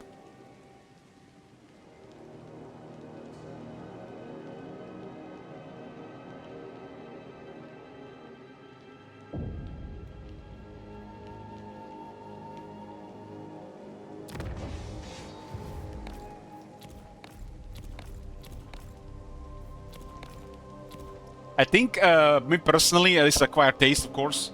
I think taste of coffee is one of the best tastes in the world.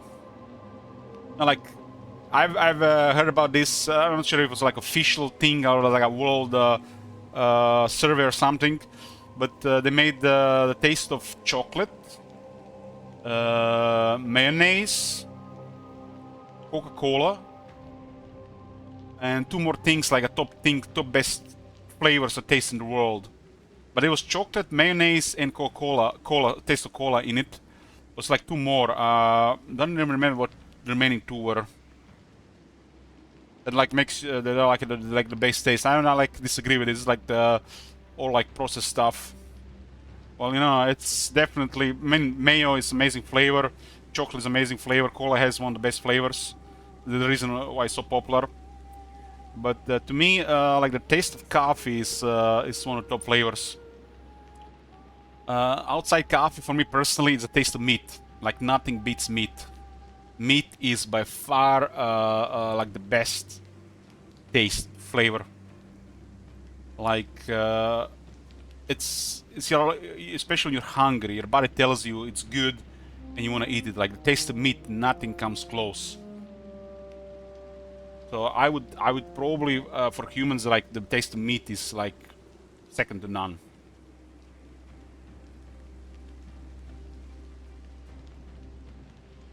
Yeah, I want to stick to deep ketosis heretic until I reach my goal. Before summer, I'll probably switch to low carb. Low carb, I am pretty much I mean by low carb under 100 grams of carb a day. If you're like very active, it could be like 150.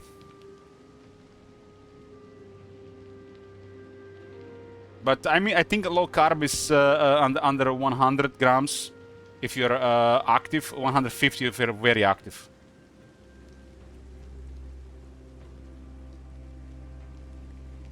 I weigh 14 stones right now, Hurricane. I'm still overweight.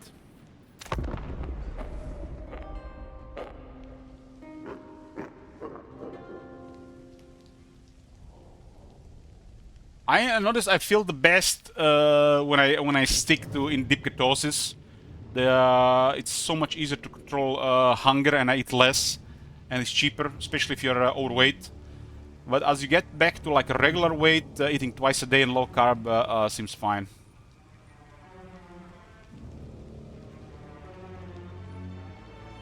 Waterstone is skinny now. It's overweight for me. Even if I'm muscular, I should not be more than 13. I'm 178 centimeters, Hurricane.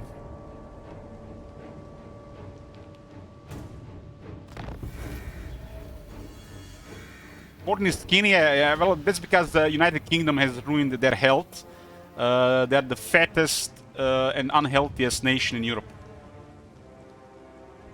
So I guess 14 stone is skinny in UK these days.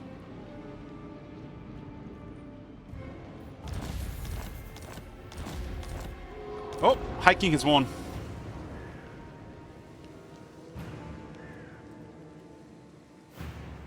You're 19 stones. Yeah, you're a fat, Rock Stomper. I don't mean anything bad by it, you know. It's just like you're definitely fat. I've been dealing with weight my whole life. It's yeah. How tall are you, Rock Stomper? Well, upper weight for any male is 90 kilograms, no matter your height. Well, there are definitely exceptions and freak accidents, freaks of nature. 90 kilos is like an upper weight for a male. So yeah, you have 30 kilos too much, Rock Stomper. You're 30 kilos overweight.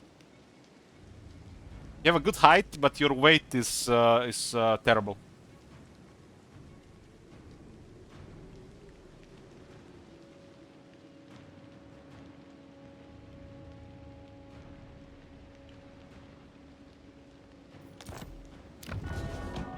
We're talking about strictly like your average person, not talking about strongmen or bodybuilders or any professionals when it comes to body compositions.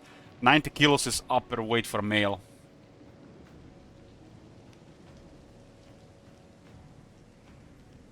I think they said 70s for females. This was determined by nature. Muscle is smaller, muscle is more dense. But yeah, fat will take more room. Fat and muscle weigh the same, but muscle take less room.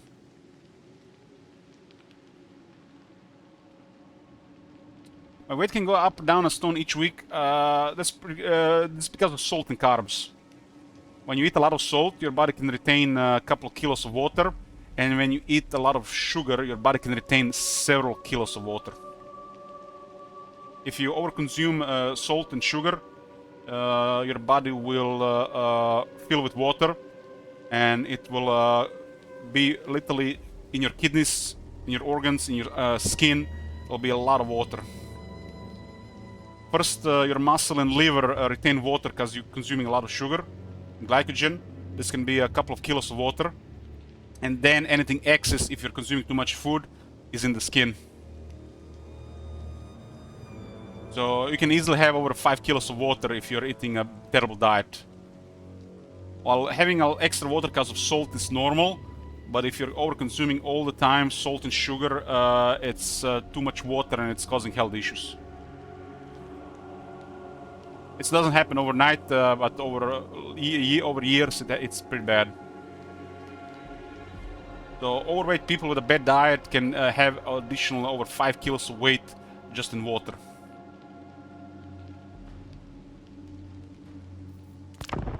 If I eat prosciutto, cheese, and olives, a meal is over 20 grams of salt. My body will retain about 2 kilos of water over 3 days. The first day will be about 2 kilos, the next day will be 1.5 kilos, the next day will be 1 kilo, and then the day after it will drop to normal again. And I do consume a lot of salt. If you're healthy, salt is fine, but if you're unhealthy, salt and high sugar combo is a really bad combo because of high water retention.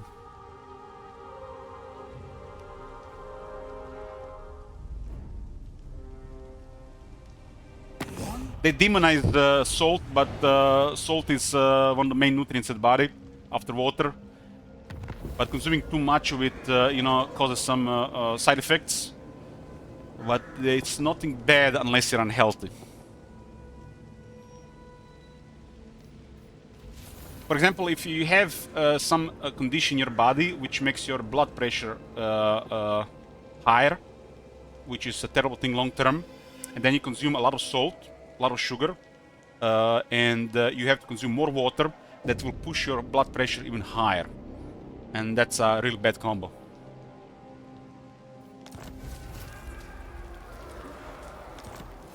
And if you combine this with no activity, no physical activity, it will push your blood pressure even higher. And that's really bad, especially in a period of a couple of years.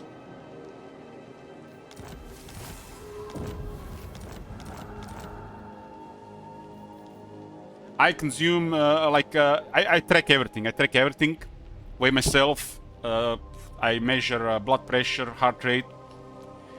And during summer, last summer, I was exercising really crazy. My blood pressure was like one of the best I ever seen. Like it was averaging like 115 over 66. Give or take a few points up or down. My heart rate was, resting heart rate was always under 50. And I was consuming over 15 grams of salt a day. That's like standard, because, you know, I eat a lot of meat. Meat usually has like 2 grams of salt per 100 grams. And I eat cheese, I eat eggs. It's like standard day is like 15 grams of salt for me. Never any issues with it. Just a little bit more water retention if I consume over 15, but it goes away after a few days. Usually if I eat 2 meals a day that have a lot of meat, that's the day I have or consume salt. Or when I eat like a prosciutto, which is one of the saltiest stuff you can eat in the world. It's like a 5 to 6% salt per 100 grams.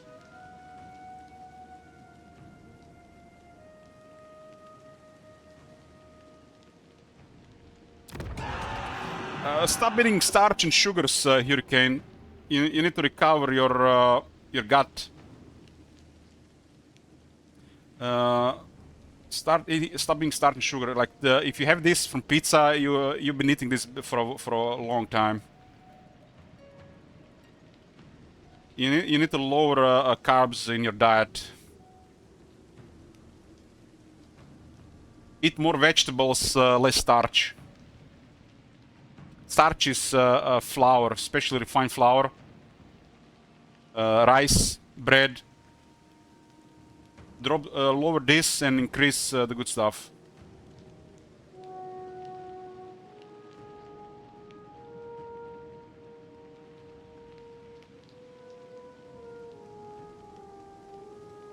Do you drink a lot of sugary drinks?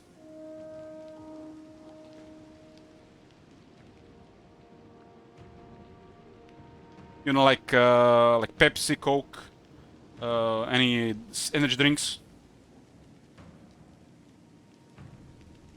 These things can also make it worse if they have lots of sugar. This usually happens when you have like over 100 grams of refined sugar a day. I would say.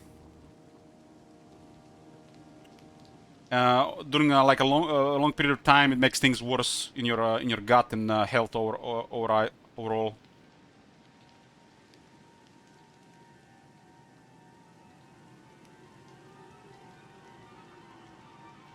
80 grams of sugar. I don't consume 80 grams of sugar in over a week.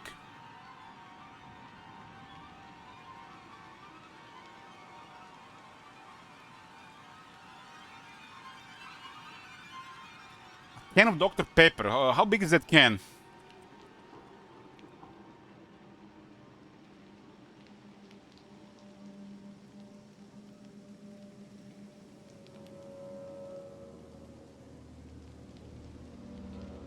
According to the website, Dr. Pepper is 11% sugar, which is about 35 grams of sugar in a can.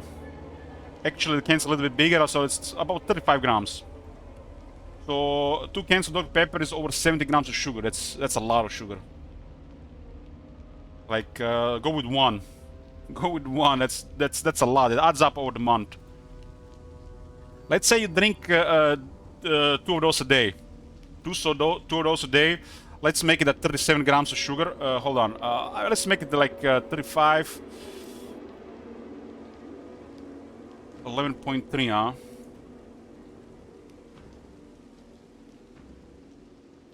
This is just refined sugar. That is... oh, hold on. Okay, click the wrong button. Look at that! Disco Fishy, 80 grams of sugar! Did you use a calculator? Well done. UK is only 14 sugar. Is this the Dr. Pepper drink? USA, USA. UK. Okay. That's a different one, huh?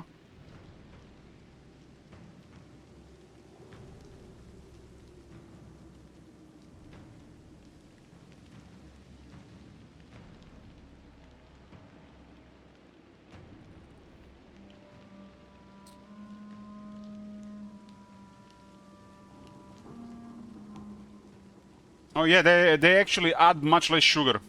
23. You scam that? That's only too a lot of sugar.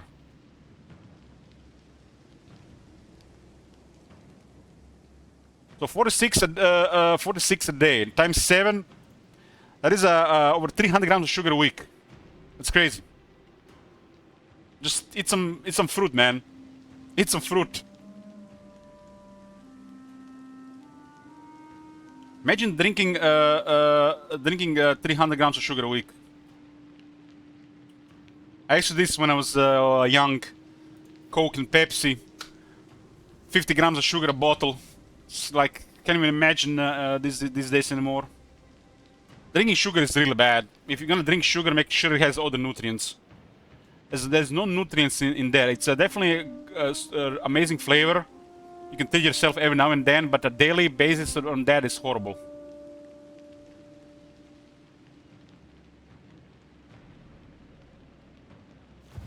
This is one of the worst things you can do for your body, consuming this on a daily basis. If you're drinking like once a week, if let's say on a Saturday you go out, you get fast food. I don't know, fish chips and Dr. Pepper. It's not going to kill you. It's not amazing, but it's not gonna kill you. But consuming this type of food every day, this is gonna kill you. It's not gonna kill you next year. It's not gonna kill you in 5 years. But it's gonna cause some terrible health consequences in a couple of decades. You're going to drop the quality of your life in the last third of your life exponentially.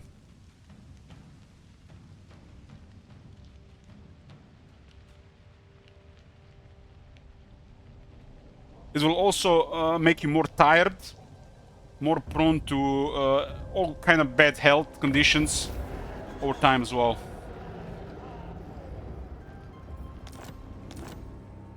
Don't you want to feel good? Don't you want to feel great? Don't you want to have energy?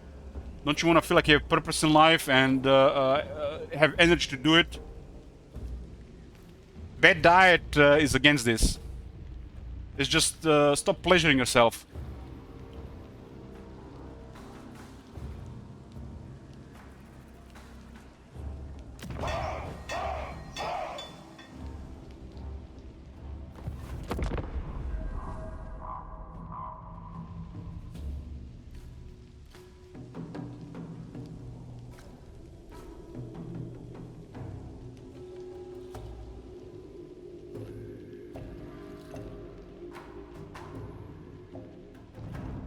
My main addiction is artificial sweet, no sugar soda. That's my main addiction.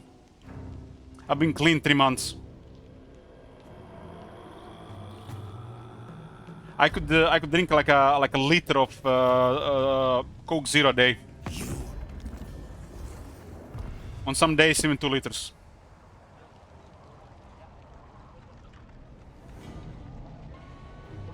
When I was drinking, I was literally drinking a liter of it every day.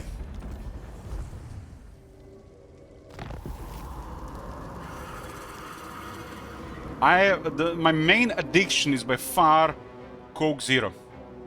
I've been addicted to Coca-Cola my entire life, from a young age. I was drinking a sugary version for nearly half my life, and the second half of my life I've been drinking the artificial sweetener one.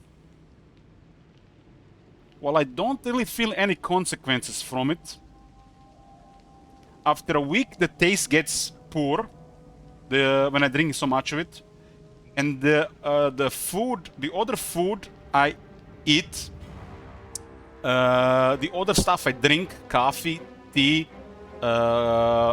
mineral water, tastes worse. It destroys my taste buds. So I haven't felt any health consequences from artificial sweeteners myself, but it makes everything taste worse over time. And then I stop it. After a couple of weeks, everything tastes fucking amazing again.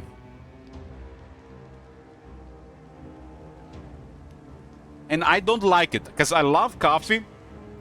I enjoy tea, but Coke Zero ruins it for me. So after I realized this, what it's doing to me, I personally I have not felt any health consequences other than ruining my taste buds. While the sugary version is just terrible, terrible, terrible, terrible. It's carbonated, it's a cold drink, it has sugar, it has caffeine. It is the perfect combo to create an addiction. Perfect combo. And if you consume it every day, it will ruin your health.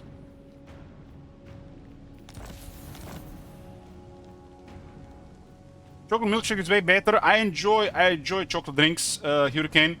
I drink some chocolate drinks when I'm on a low carb diet. I like the soy high protein chocolate drink.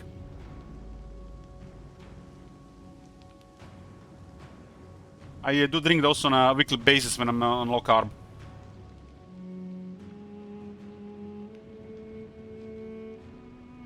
And like I said, lately I've realized this.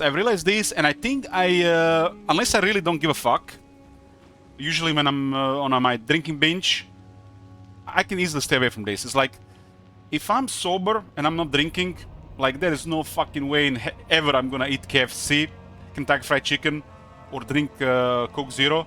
But when I'm drinking, it gets down to a maybe.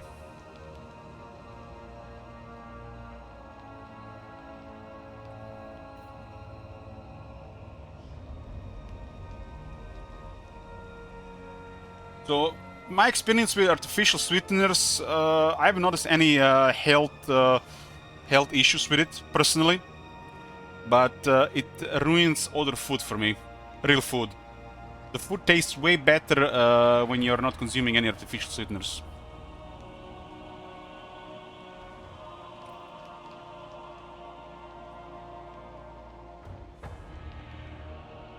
Yeah, I'm just giving an example. I don't like Kentucky Fried Chicken.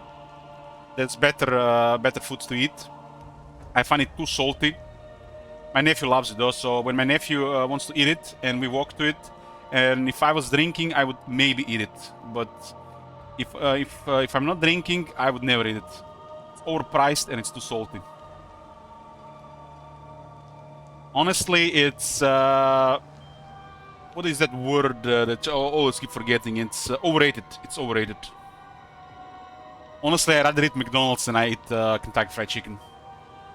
Beef beats chicken anyways.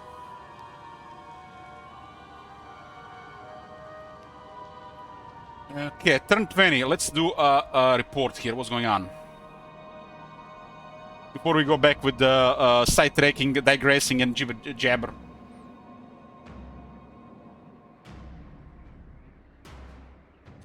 Okay, nothing happening in the FAP Islands. They do have +1 potential. This faction doesn't seem to serve any purpose. If these things are ruins, it actually serves some purpose.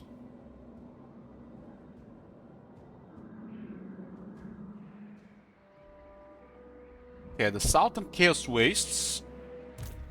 We got Kairos rank 19 on turn 20, that's amazing. Teclis is down here. These factions are neither buffed. There's some Slanesh here. It looks like they've been going left and right. Oxyotl is rank 13. I guess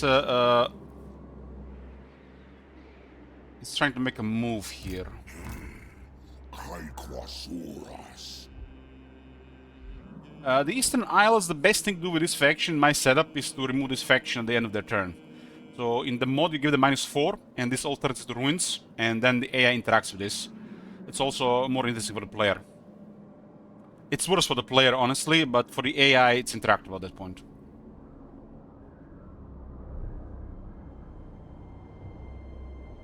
Okay, nothing unusual happened in the south.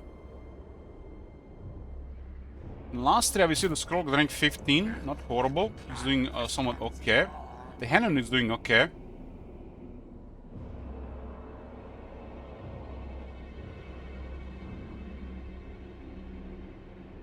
Gorok is going hard here. Goros is one of those factions that has pretty good potential. Gorok will can always outperform. They do have +50, +1 like everybody else. Skull Taker rank 12. Not having the best time here. We have Bretonia stronger this time here.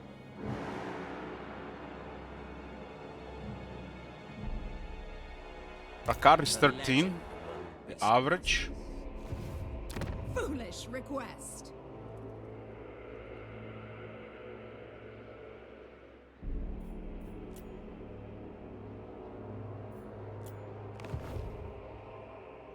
Okay. Lord of Bretonia. Lord of Bretonia. Albrecht is in a tough spot here. These guys have a lot. That's +50. So even at 250, I would say he's struggling. That's not a good thing. That's a first red flag here. Very well. Nothing special happening here. There's definitely a red flag here. The Lash faction is still not done by Mazdamundia. He's rank 8. Ooh, Mazdamundi has been really struggling here. That's I've never seen Mazdamundi this bad on turn 20. Everybody has +1 or +50% potential. Let's just not confuse it. Let's say +50% potential. Who seeks me? It's a little bit confusing where we change things around. I am Moratti not doing special, but the Kislev also not doing anything special. They're at war with Moratti and the Skea. Maybe it's. I mean, 20 turns is still plenty of time. Spirits, I see. Interesting. itching for fresh battle. Tarok seems to be doing okay. He's usually okay. Tarok is one of the only beastmen that can actually perform. Beastmen have serious issues. I am the White Dwarf. Nothing special happening here. At this +50 might actually be the big determining factor. King of the True. Big determining happen. Too early to say really stuff here. Check the rest of the Kislev here. Boris looking okay. Rank 12. This might be a little bit too early. So we have Bretonia, Kislev, and Grand Cadet plus 250%. And everybody else is at plus 50%.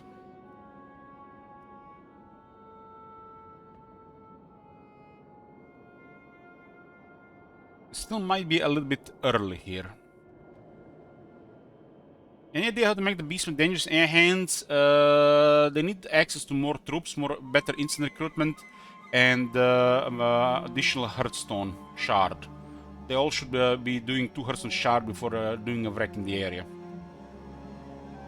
So more army capacity, more unit capacity, and additional Hearthstone shard. This is the really everybody seems to be underperforming compared to the old tests.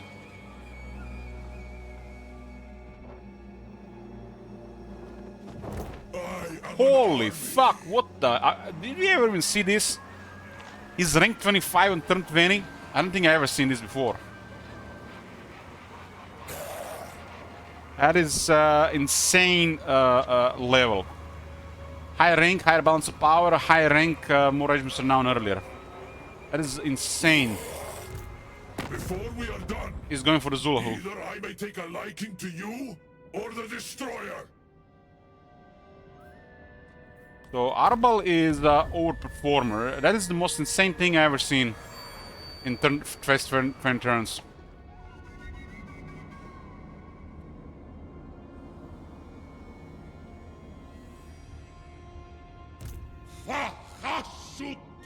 Yeah, Grand Kate seems to be doing okay. So okay, the Din Center Lords have taken down the Iron Dragon. You have brought death. Yeah, that's actually terrible. That is terrible.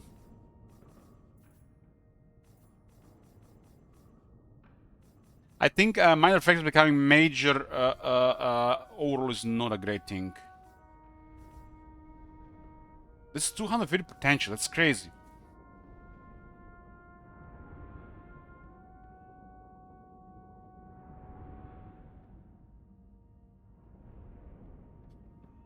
And there's something stinks. Something stinks, but it could be just a freak accident.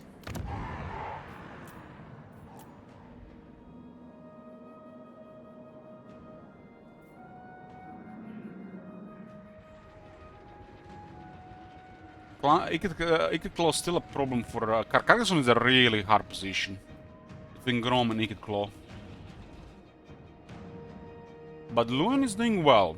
Luan is doing really You well. dishonor me. King Luan Leoncoeur. This is Bretonia. We do put the Bretonia in the same spot as the Wood Elves.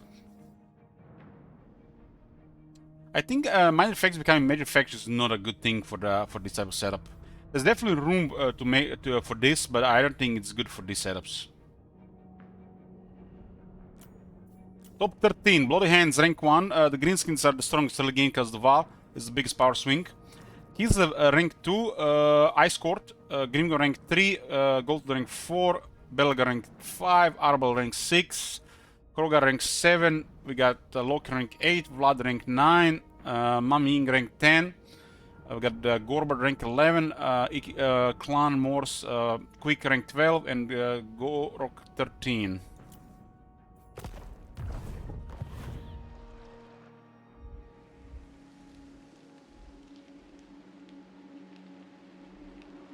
Kislev is doing well. Look at this. Look at this. This is looking good. This is what I want to see. This is what I want to see. Kislev is rather weak without increasing their potential. This is what I want to see. They got Prague and Kislev on turn 20. That's a big deal. And they have military. This is great. This is great. This faction is relied on buffers and it's a tough position. Arbal didn't go west, I guess. Arbal is fighting Zulahu, and Arbal and Zulahu can fight Kislev otherwise. But why did this happen? Kislev has higher potential, higher military, higher success, and Arbal and Zulahu, instead of fighting weaker Kislev, they decided fighting each other instead. So just because Kislev is stronger, Arbal might have focused on Zulahu instead. If Kislev was a little bit weaker, they probably both went on Kislev instead. So Arbal found somebody easier to fight instead of going against stronger Kislev. It's a variables. This is just a variable. By buffing Kislev, we're making their enemies weaker, because they will go against usually the enemies of their enemies instead of making them their friends. Like, for example, what we've seen in Tyrion campaign.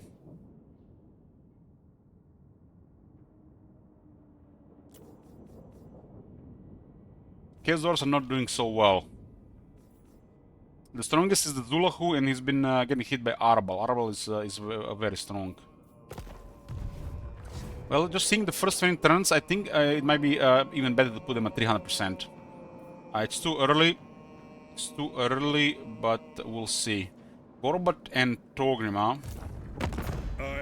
We'll see. Torgrim dealt with the Scarsing. We'll see if we can deal with Gorbat.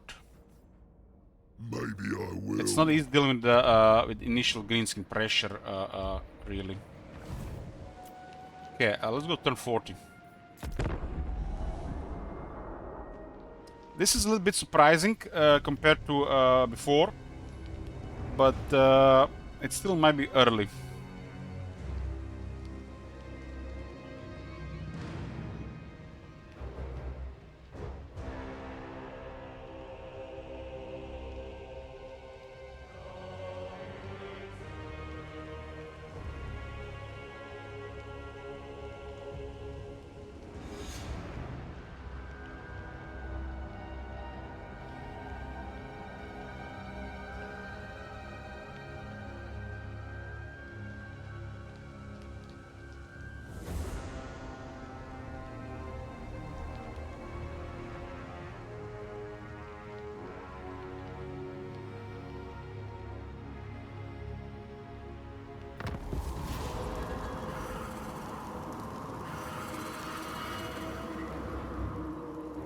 Zulu has been destroyed at turn 21. Arbor went hard on him. Nakar is done as well. Yeah, this will make Kislev stronger. I don't like what I see in this test already.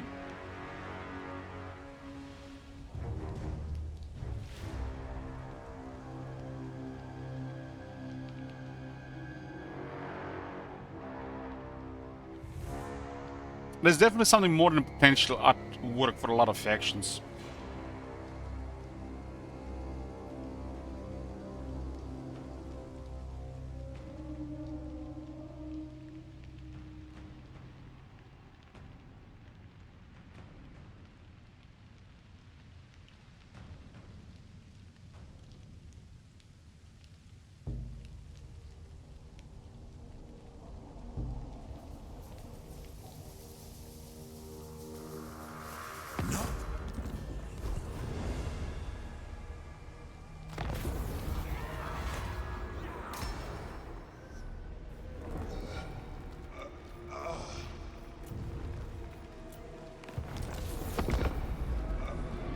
We have Kislev, Bertonia, and Grand Kata at plus 150%, while everybody else is at plus 50%.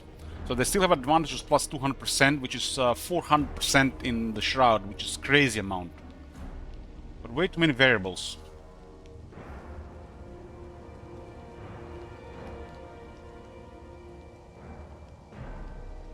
Kislev should be stronger by default for sure. Grand Kata is in a strong position because of the location. While Bertonia is a faction that's made literally they're gonna struggle without help, and I think that's fine for a faction to be like that. But I would also like to think that dwarves for a lot of time should also struggle without help, and not become a dominant faction. Dwarves, I think, in the series are an anomaly. Well, I feel like the Empire power level is fine. And Dwarves received way too many buffs in earlier versions of the series because of the multiplayer. Because in multiplayer they were not doing so well because of them being so immobile. And the Dwarves stats favor balance of power. Especially above tier 3 and above. So they basically just play into the game, their faction just plays into how the game is set up. Well, I think it's fine. Some factions dominate in certain parts of the game, and other factions dominate in other parts of the game. Like greenskins are very powerful early, but their power crushes as the campaign progresses. I'm talking AI versus AI.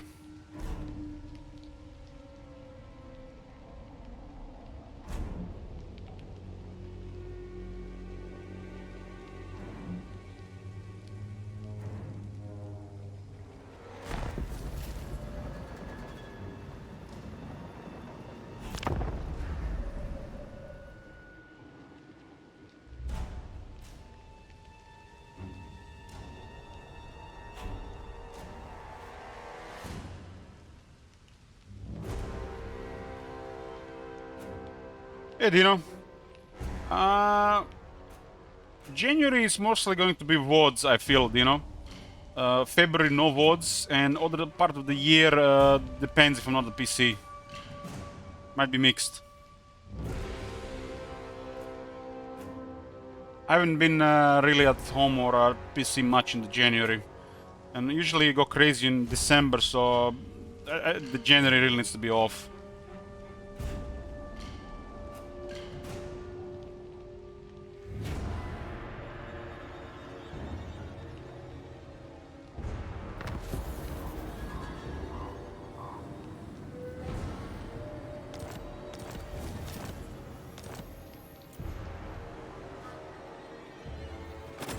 Let's go to turn 40.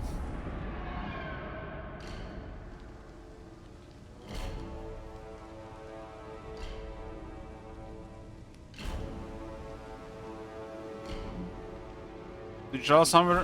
No, I just need some time for myself to do nothing. And not feel bad about it. Hence the words. Usually when I'm not streaming, I'm not feeling so good about myself. I feel like I always feel bad for some reason.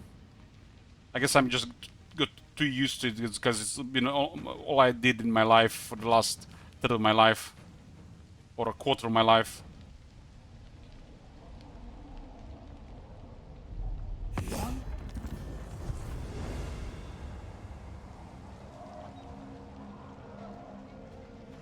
You know, Dino, I've been here for years. I always have trouble. I have really bad at balancing things.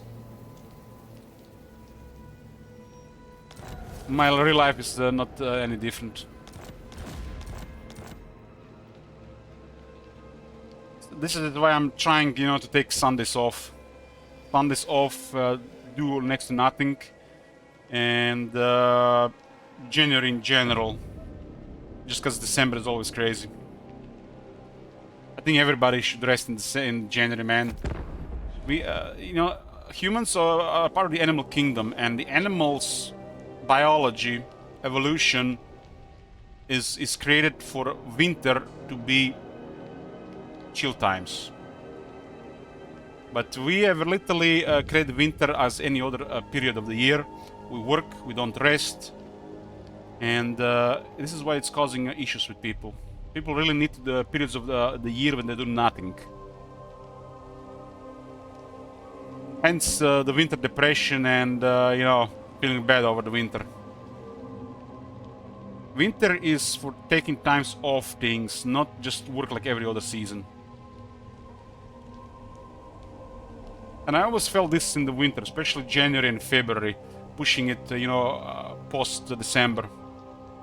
Especially after being, you know, crazy December usually.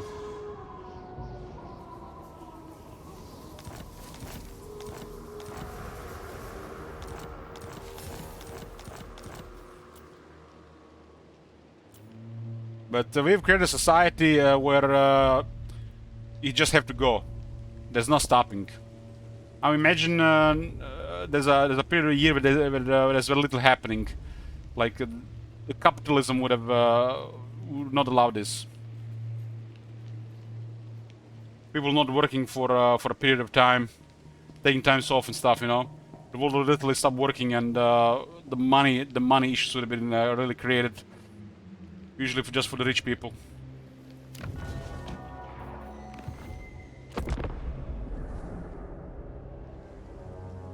The wheel has to keep turning. Money has to be keep making and keep getting spent, otherwise the world will stop, right?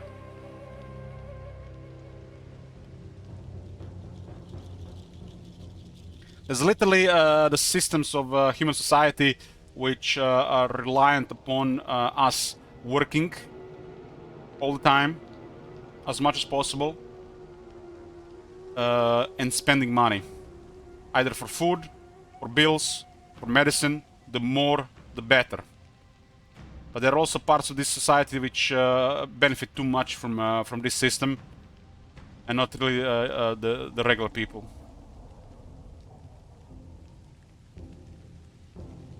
So the moment something gives, everything gives.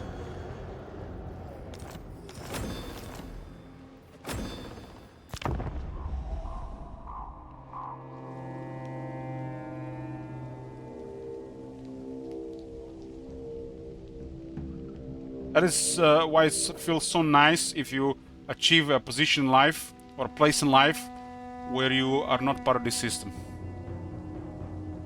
Which is literally a dream and an impossibility for most of the human population. Usually for privileged old money people.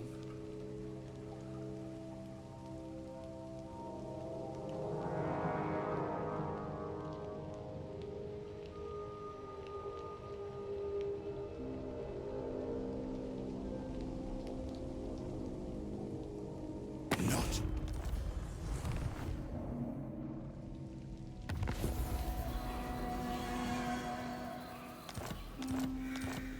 Now imagine imagine a world where you can take like 3 years off and spend time with your wife and your newborn children.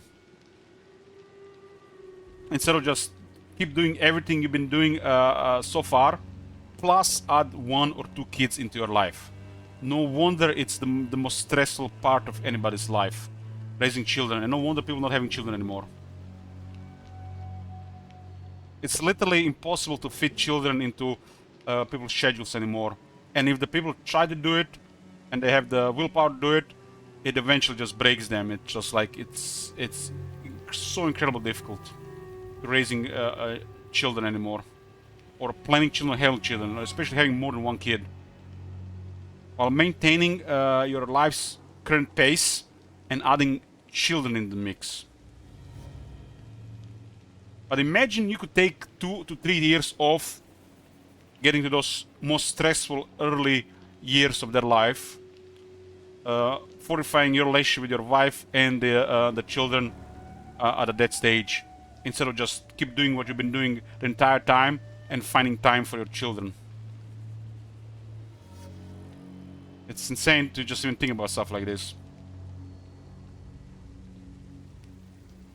Work more, spend more, and you know, there's time to procreate. No time anymore. Go into your 40s and not having kids.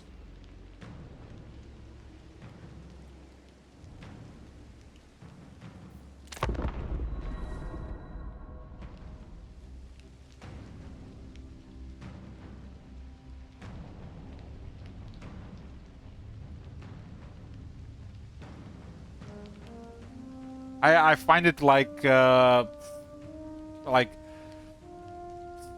me it's impossible to imagine having a job, having obligations, either family or your job obligations or other obligations, and then adding children into the mix, and then still have enough resources to do all this, as in money and time, maintaining everything to work. I can see this work for 1 child, maybe 2, but what about for people who have 3 or more children?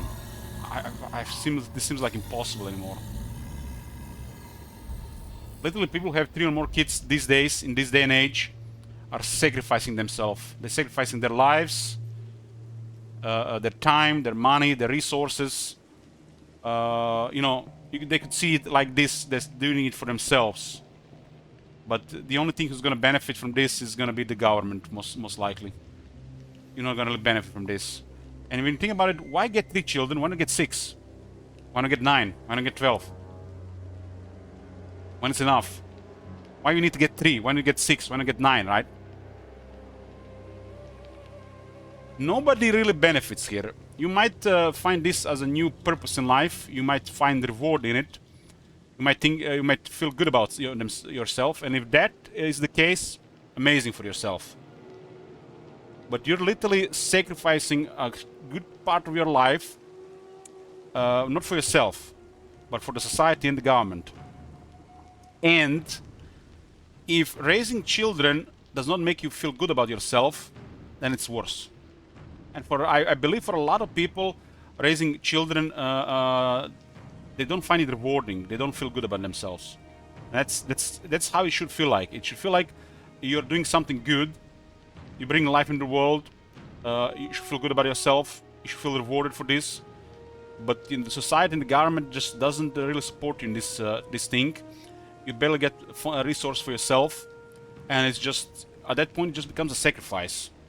And at that point, if you still feel good about yourself and rewarded, then you're like a special person. But most people don't have resources to lead such lives anymore. And government says like people don't have kids anymore. Of course they don't have kids anymore. You're not paying. You don't really support children and families anymore. And it's just gonna get worse. The more advanced we get, the more money we have in our lives, the more have we to do other things, the less likely we're gonna be getting kids until like late 30s probably. Unless they happen by accident, you know, unplanned. But system no longer really supports children and families. And if it's gonna break your back, your resources, just sacrificing your resources, yourself, you know, there's only so much you can do. Like, it's becoming a sacrifice this day to invest resources into creating a family. For most people. Nowadays, the system no longer works for families. And if it does, if you think bringing children to this world is a great thing, 2, 3 kids, why not 5? Why not 7? Why not 10? Why only 1? This is why people in third world countries multiply so fast. They get to the point where they get plenty of workforce, it's really cheap, but it gets out of control. And that's why immigration happens to countries that are, you know, have the resources, but they don't have enough cheap workforce. So countries like Italy, France, Germany get less kids over time, and then they miss workers, and then they start getting people from, I don't know, Bangladesh, India, Pakistan as a cheaper workforce, or, you know, other parts of the world. And it creates its own problems. Basically, the next generation gets more money, and they have less kids again. 2 generations later, another poor country will start immigrating because they have the workforce but not the resources.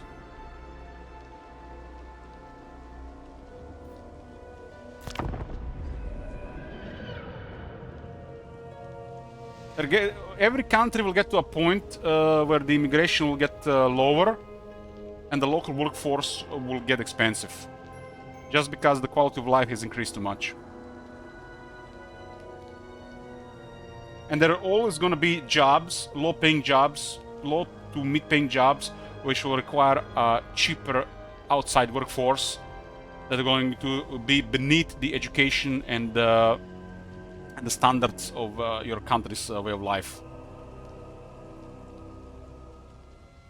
And instead of sacrificing resources, overpaying people for those jobs, they're going to let the cheaper workforce do it instead. Why pay a garbage man double the salary when somebody can do it for less? That's how you get, you know, other people move into your country and start causing trouble.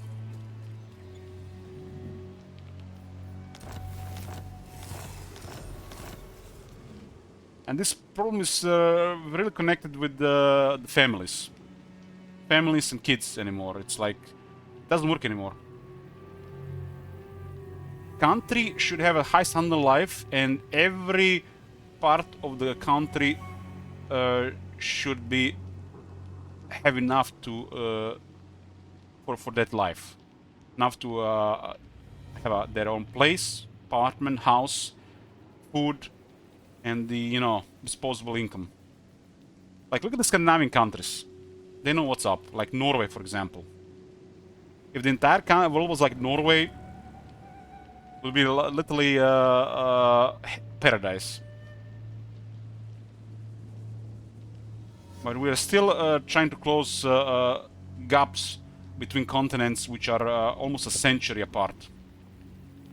And the culture gaps will never, probably will take centuries to disappear.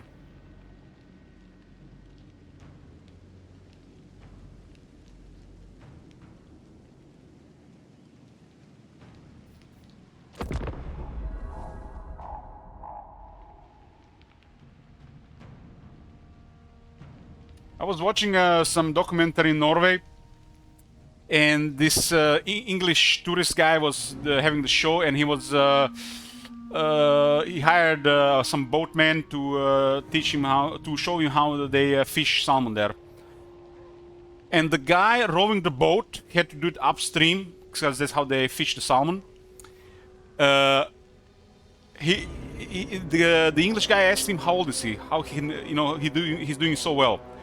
And the guy, I kid you not, said he was 63 years old.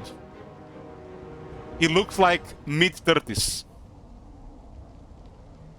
And the English guy said that he's doing it. He's like stronger and healthier than most people in their 20s, rowing a boat like this. And the guy said to him that the people in their 20s these days can no longer row boats. They don't have the strength.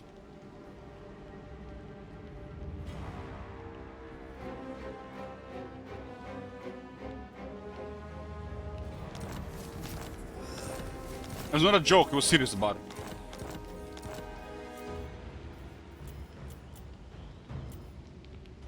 That is the society we live in these days. Everybody's skinny, fat, weak. Well, we're talking about the most of the society these days. We're not talking about the 5-10%.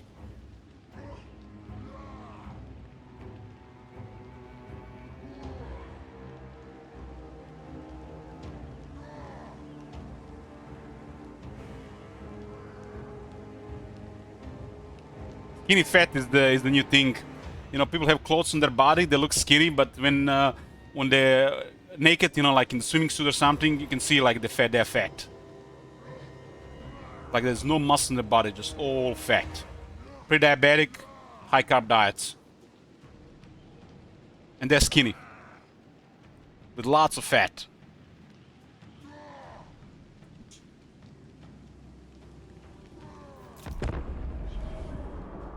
Muscles takes years to build. Of course, an older person will have more muscles. When you start training something or exercising, it will take you 5+ years to get any muscle to show. Muscles build slowly over time. A couple of grams every day.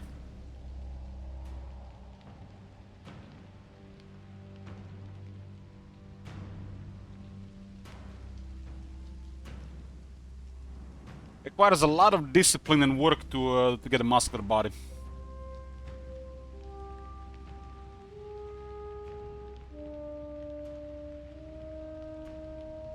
But of course, you can be strong without having visible muscles. Because most people are overweight that they're strong.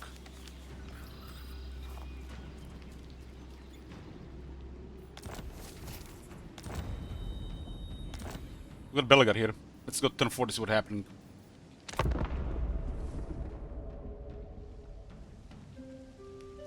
I think it's easier to get strong than to look good. Looking good is too much work. Like gyms, you can get strong in a gym, but gyms are mostly about toning your body to look good.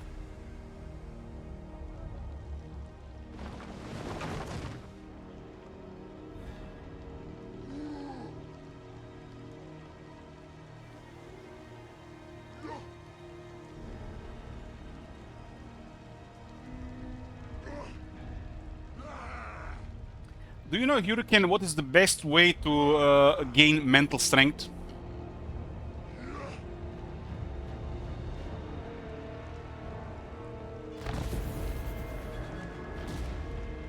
To get your brain stronger and you have more mental strength is to do exercise.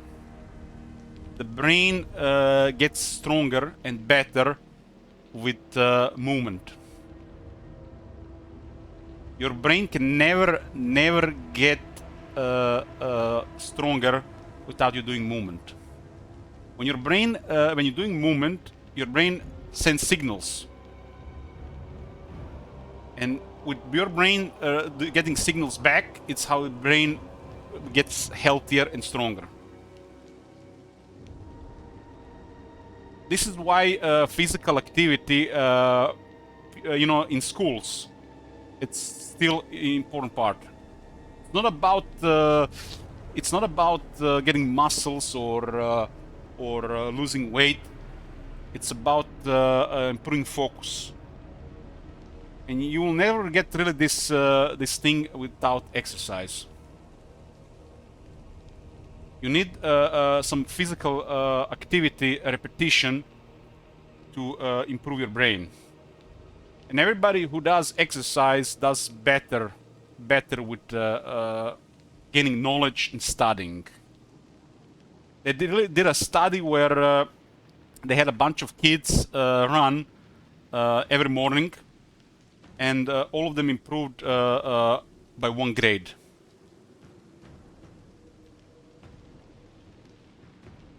So you will never have optimal brain health without movement. And when I say about this, it's not about going crazy in the gym, lifting weights and running, sprinting and stuff. You just need movement. Walking already will improve it. Further exercise is helpful, but it's not required for a healthy brain. If you get enough consistent movement, your brain will work optimally and it will work better.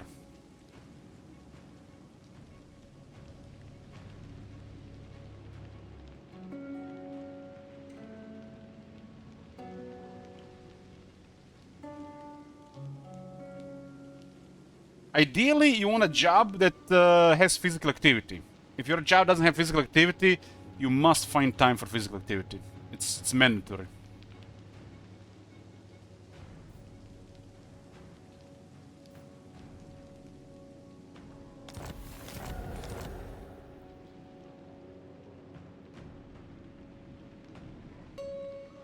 For the wisdom of Valea.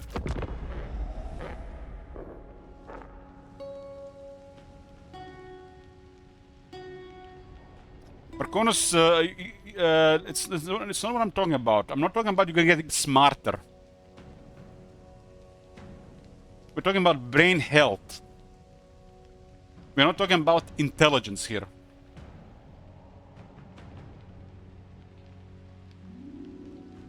Intelligence is a different thing what I'm talking about here.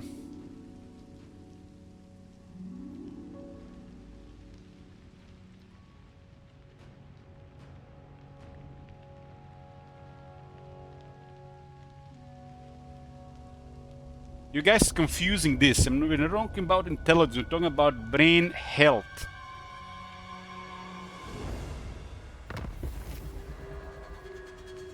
One thing is learning knowledge, being more knowledgeable. Another thing is being intelligent. You can be a knowledgeable idiot. I know many knowledgeable idiots. Most people that go through school are not very smart, but they still attain knowledge. And knowledge is easier to learn if your brain is working better. Does that have nothing to do with intelligence?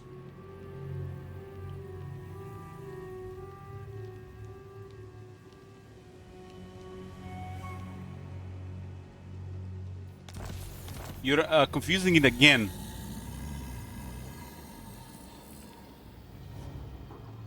You're confusing it yet again. What you're talking about here is intelligence. Health of the brain, knowledge and intelligence are completely different things. Your organ needs to be healthy to work properly. Doesn't have nothing to do with knowledge or intelligence. And if your organ is healthy like the brain, it's easier for you to absorb knowledge. And it has nothing to do with intelligence.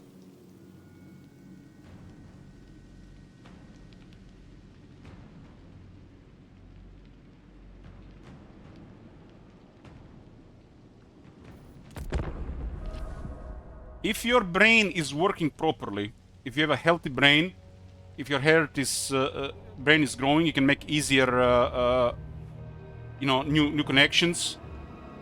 You can become knowledgeable easier. But you're still limited by your intelligence. You can be an idiot with high education. You can be dumb with high education. They're everywhere. Just look at politics. Rich family has money, pushes their children into high education facilities. They get diplomas. Doesn't mean they're intelligent. They have influence, resources to gain knowledge. Doesn't mean they're intelligent. Literally every second politician. I think politicians are intelligent. I rarely see an intelligent politician.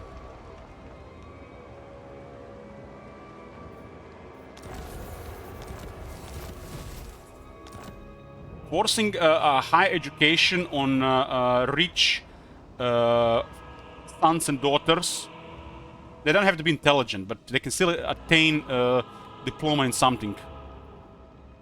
You can get knowledgeable short term and not use this in any part of your life.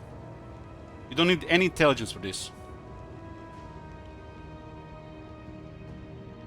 Some people can remember things really easily, but they don't know how to apply it and don't really understand it. Memory is a different thing entirely as well.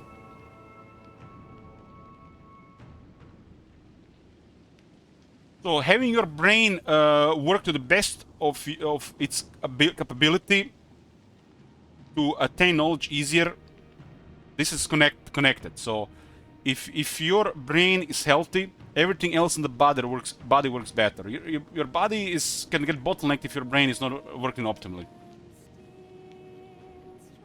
How are you going to use it to attain more knowledge or for whatever else? That's up to you. But it has nothing to do with intelligence.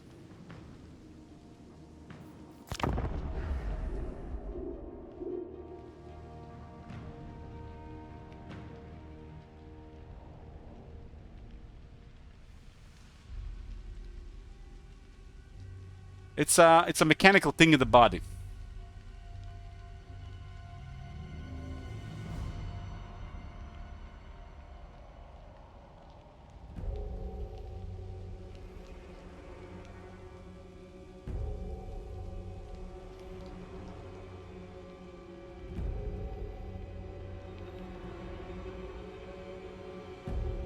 Speaking of intelligence, when you're getting 590, I'm not planning to get the 590 Armor Cornus. I don't think I'm even gonna be planning to buy a new computer this year. I'm like in serious having issues right now without need to plan a new computer. Maybe next year. We'll see.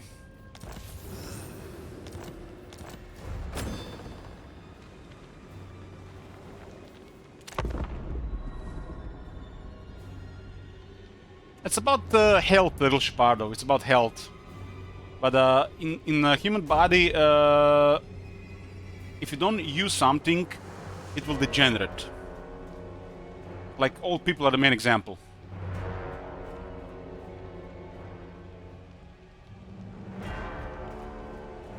You don't use muscles, muscles get smaller. You don't use brain, brain degenerates, leads to disease.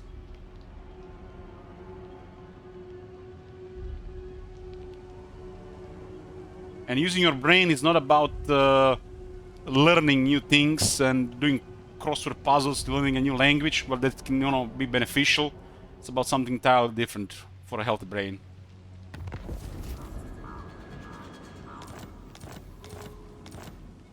Most health in the body is about physical activity. First, you need the required nutrition and then physical activity. Without it, you can't have an optimal body.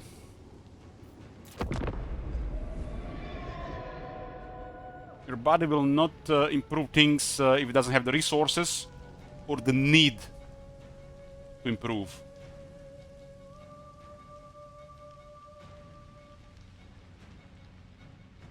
If you're not exercising, your body's not going to get any better. Why waste resources if you're not exercising? You need to create a need for it.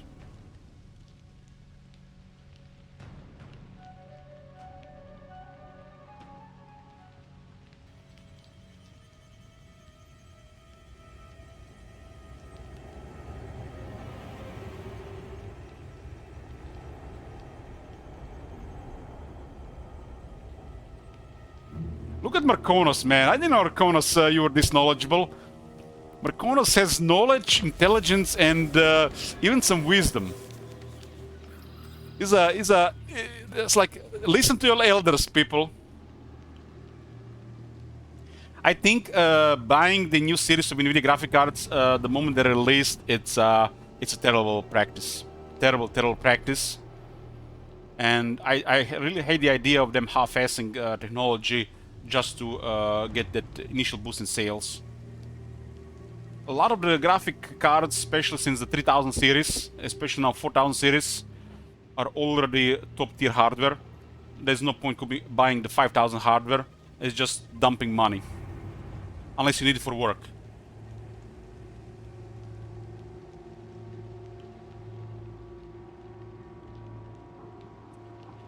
Marcono says, speaking of age, up to 4 grandkids now and a 5th is in the cooker. Damn. MVP of society.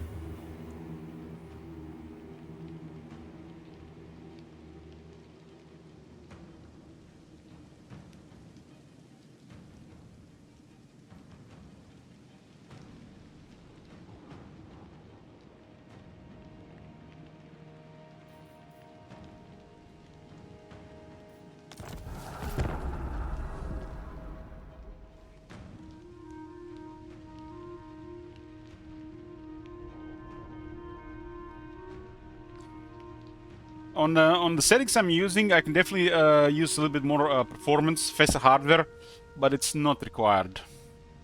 I do have been having some issues with the PC lately, so I hope it will be fine with the rest of the year.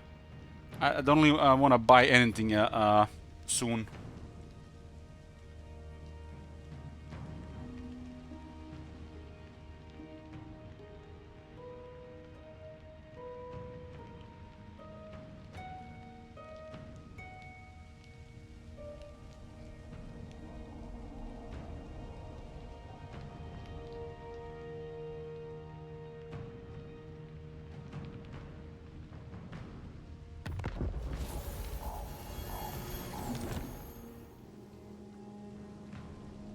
Then 40. Let's see if anything changed. We have Ice Court rank 1. Oh, look at this. Look at this. The backdoor arbel. It is huge. Huge. Turn 40 rank 1 Serena with 19 settlements. That's still a big deal. And this is Serena with plus 250% potential. Look at Karazakarak, literally doing the same with, like, you see what I'm talking about? Some people need everything in their life to just, you know, perform the same as some people do on their low effort. That's just life, it's not fair.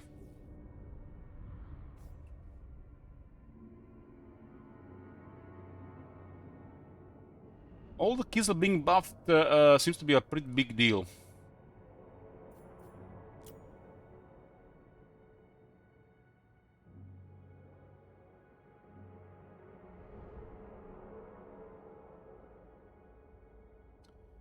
1 second.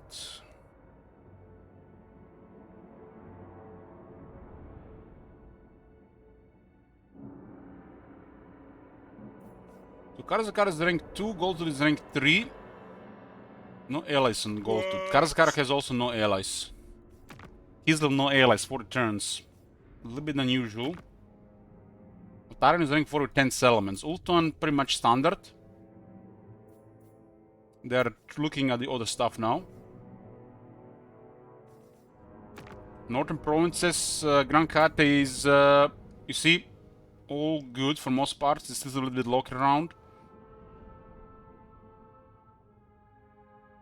Strong Grand Kate.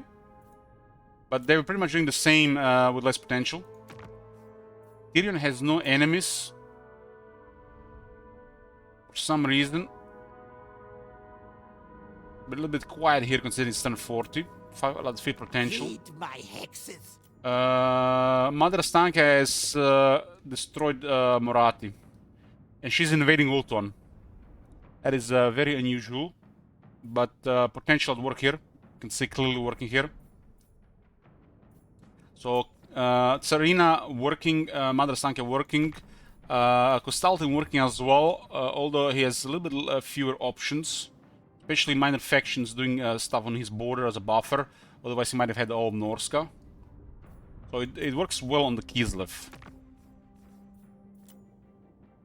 Bertonia has a limited option, but less option than Kislev, but I am a lord. Carcassonne has of Bertonia. repelled their Never. enemies, so it basically shows it's working.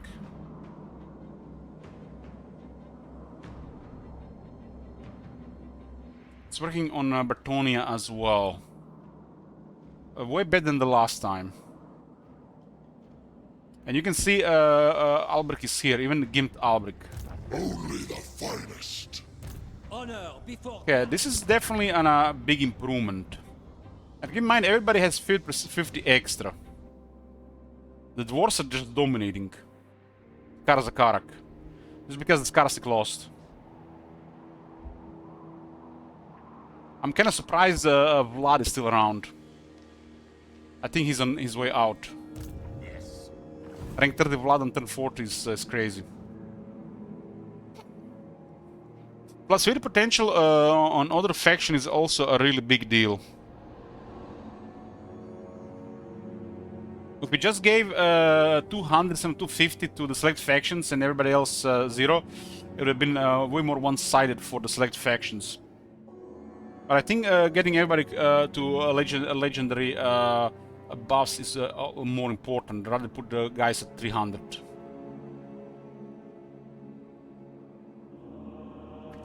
This is looking way better than it was looking at 40.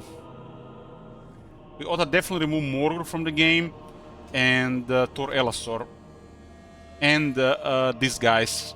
Those 3 guys don't really fit the game. They're just messing up for everybody. Already explained many times why. It's better for everybody if those 3 factions are in the game. Especially the AI. They're very poor interaction. Morgul starts nearly first. These guys serve no purpose, and these guys serve no purpose.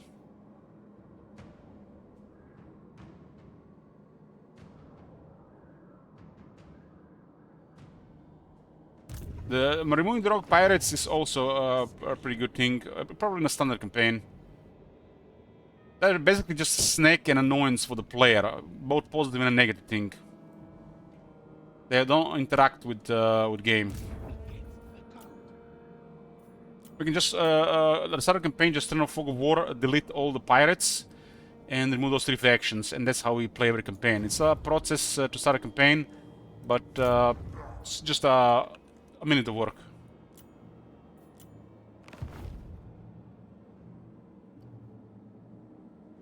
The rogue pirates, clan Carrion, Morgur, and Tor Elasor serve no purpose in the game.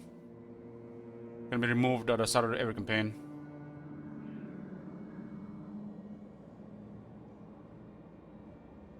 Rogue pirates are probably the worst.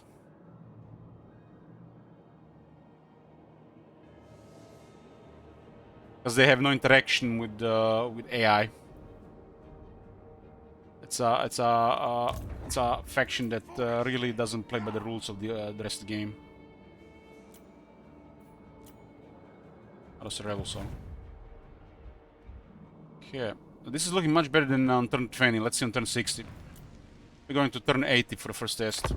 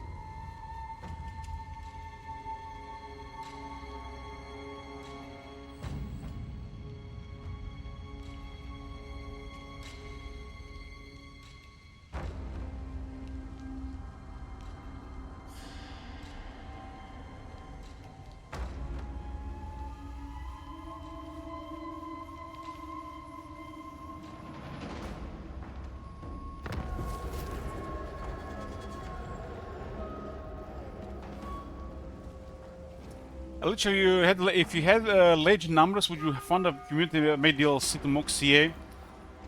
Well, with a massive income, hiring people to do something like this via mod, I can totally see this happening to Sparov.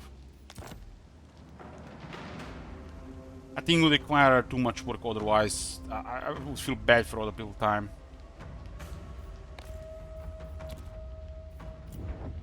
You know, I don't really care that much about my time while I'm on the stream, as long as the numbers are good. But I feel bad for the other people.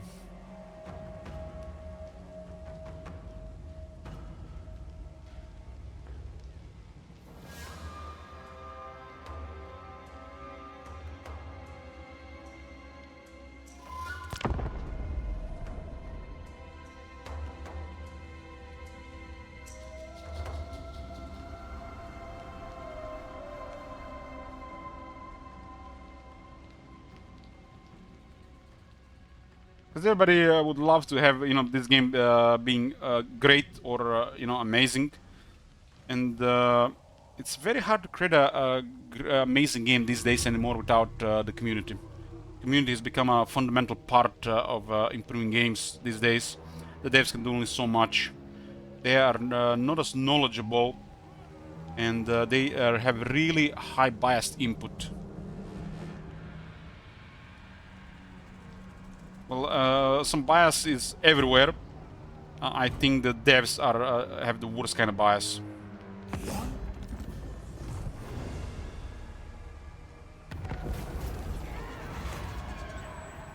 But if a community of several people work together, it's probably the best way to improve any game, especially strategy games. In that regard, I always say, you know, players know better.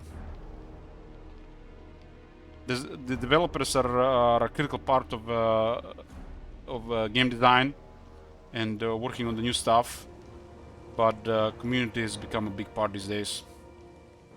You know, I would love a version of the world where the devs make everything proper, without any mistakes, issues, or time constraints. But such a world does not exist. It's so rare, and it's usually within the games, and even those games benefit huge by the community. Unfortunately, regarding campaigns and the devs from CA, they've only barely started taking input and stuff from the community, implementing them in their game, and it's, for the size of these games and the years they're behind, it's too little too late. But if they keep doing it for the future games, it definitely has promise.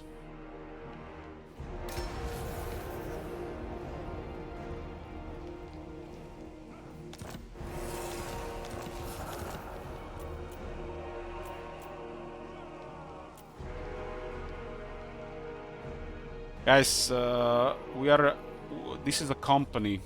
Just listen careful now. You know, I don't want to really sound like a hater or something, you know, but I've definitely have a passion for this, and I speak my mind. But we're talking here about a company that have removed chat for multiplayer, while still working actively on the multiplayer. Talking about a company who makes lots of money, can hire a couple of people to mod their chat community channels and polish the game. Isn't this like the most insane thing you ever heard? Instead of having a moderator or two, they have completely disabled communication in multiplayer. That is insanity. They're hiring always the wrong people. The people can't deal with the community, and they're making always terrible decisions, and then putting more gasoline on the fire wherever they create toxicity between them and the community. And then they blame the community to being too toxic, while they created the toxicity in the first place. That is a failure of epic proportions. I don't consider myself a professional, but they should be professionals.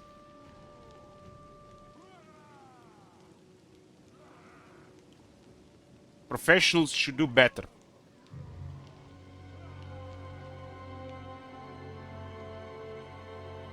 There's been numerous times where they create a dark cloud over the community and over the content creators and just made things harder for us. And when the dark cloud is going on, everybody's unhappy. CA is unhappy, viewers are unhappy, players are unhappy, streamers are unhappy, everybody's unhappy. It's not a good thing. And they brought it upon themselves. They created this. CA has created it. Nobody else but the CA. They are the first ones to blame. Everybody has some blame to share, but they are the first ones. They started it. And they should do better. They are the professionals.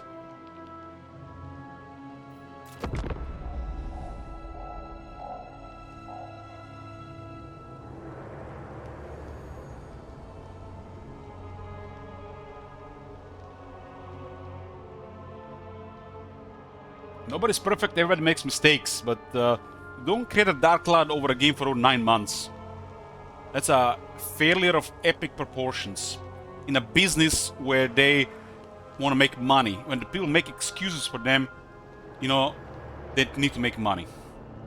They make some of the worst things ever.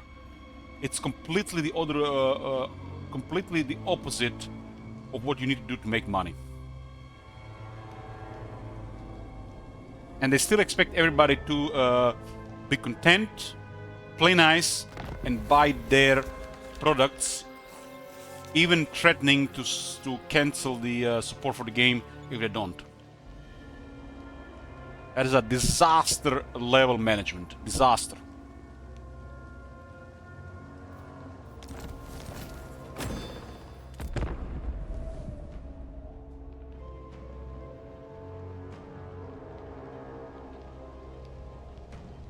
Since then, they improved a lot. I'm even surprised myself. So things are looking good again. But how long before they fuck up again?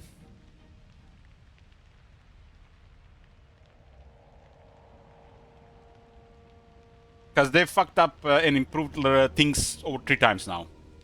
And I don't believe they're not gonna fuck up again. I hope for the best. Expect the worst.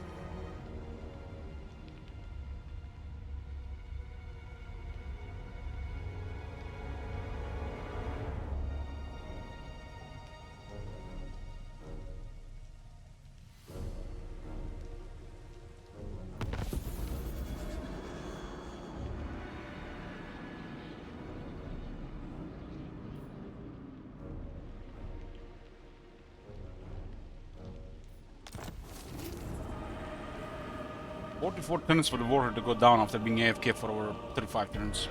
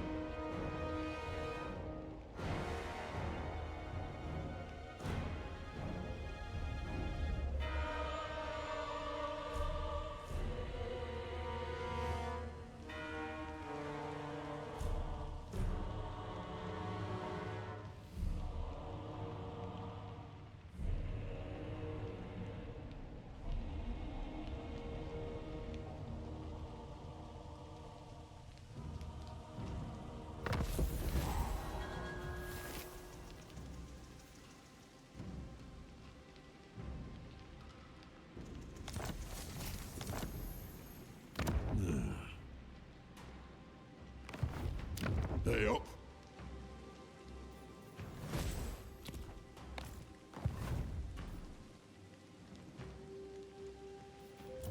There's a funny thing happening in Croatia this year, guys. Not sure if you heard about it. The neighboring region is also trying to do something about it. We have rampant prices here. It's like, it's crazy. It's like there's no words. No words how shit is she's gone. Some products here are almost twice the price compared to like Germany. And we are not even close to their salaries. And it started this on social networks like Facebook. They called a boycott of going to supermarket stores on one Friday. And most people did it. And now they did it again, even a wider one. So basically, people had enough and they're just boycotting going to stores on a regular basis anymore. Because the prices are out of control. We have the serious inflation as well on the price increase. We have like under half the salary of Germany, and we are paying more for the same products they're selling in Germany. So for the first time, people are actually getting united against this the industry and the corporations, you know, to have a say. It's like they're not gonna buy stuff anymore. They're just gonna buy what they need and not spend anything anymore.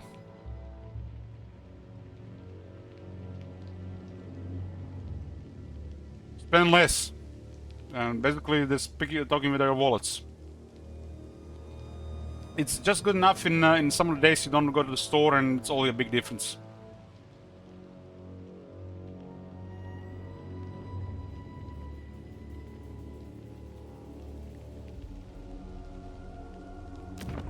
It's real sad that it's come down to this.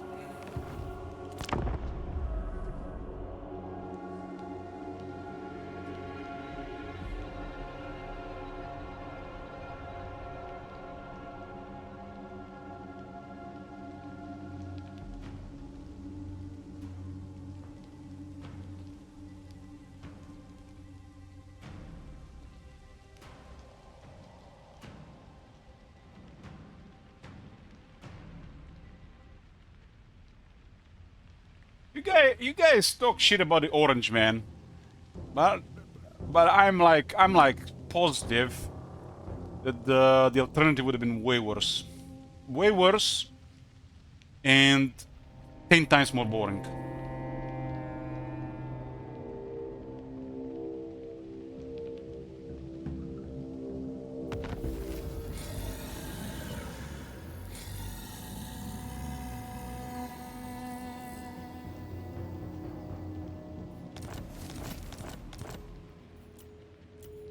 I don't know what is this about, but every time I see Trump in the news or I see some Trump short, my day gets a little bit better. Especially when he's just you know, not playing around with some of the countries, like what he done with Colombia. Like, fuck him.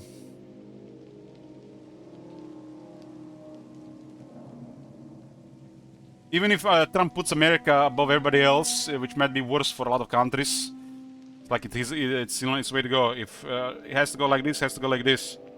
Just threaten with tariffs and trade, and everybody's gonna go real quiet fast.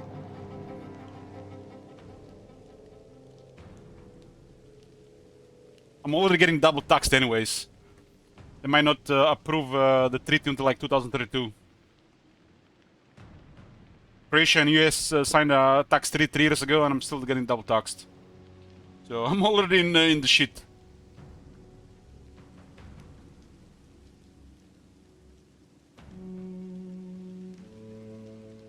So if they don't play nice with Trump, you know who will suffer the consequences? The people. The first people will rise against the local governments, and then the local governments will change their tune and then work with Trump. So whatever Trump is doing is working, but some of the common people might suffer consequences for a bit. Especially if the governments are stubborn.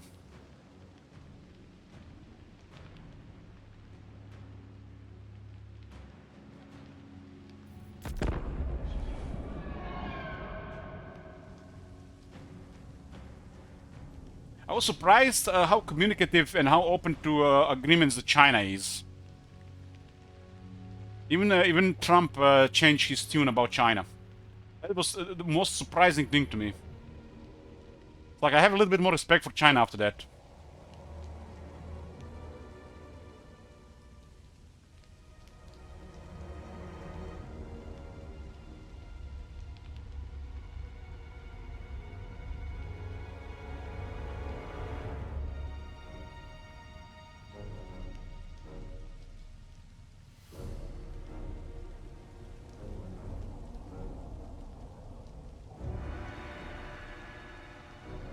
China has too much money, so it's a lot of money. It's like decent side of the globe, especially the islands, the Australia. It still depends on China, for example. That's a real big trade, and the rest of the world as well. There's issues with China. There's issues everywhere.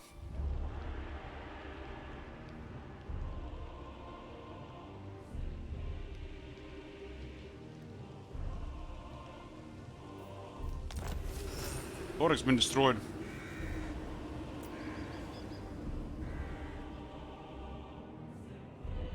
Starbrand. Damn. Damn, look at this, boys. This is nice to see. I mean, Corn has been performing really well. Very well. Acceptable.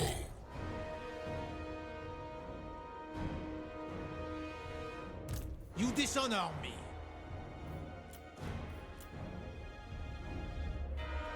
Very, very impressive. I like to see Starbrand doing well. Look at the Bretonnian faction doing here. You can see it's working at 5. 5 seems enough. 5 seems enough. Really seems enough. Bretonnians are doing really well. Clearing Warlock is no joke. 5 is enough.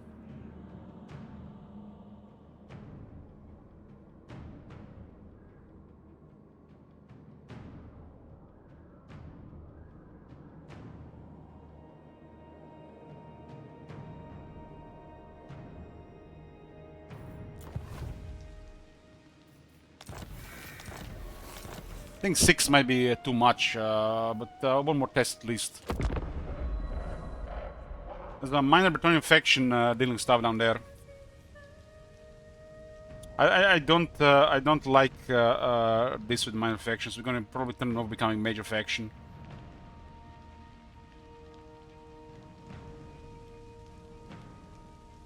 The Grand Kara also seems a little bit odd. I think it's a good thing for them, but I don't prefer it.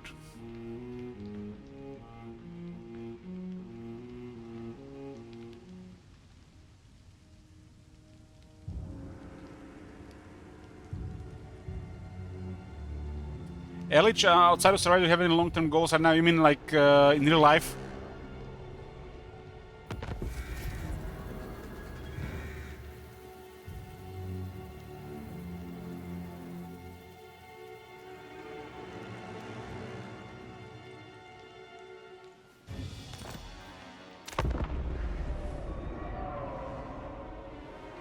Do you have any long-term goals? No, I don't.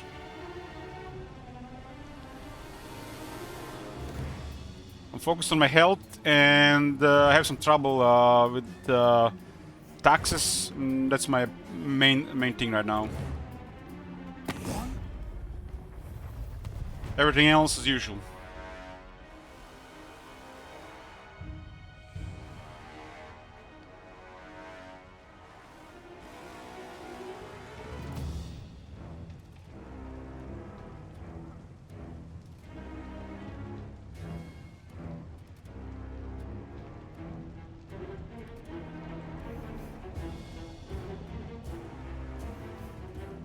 It's completely my fault. Completely my fault. Is what it is. I might recover by the end of the year.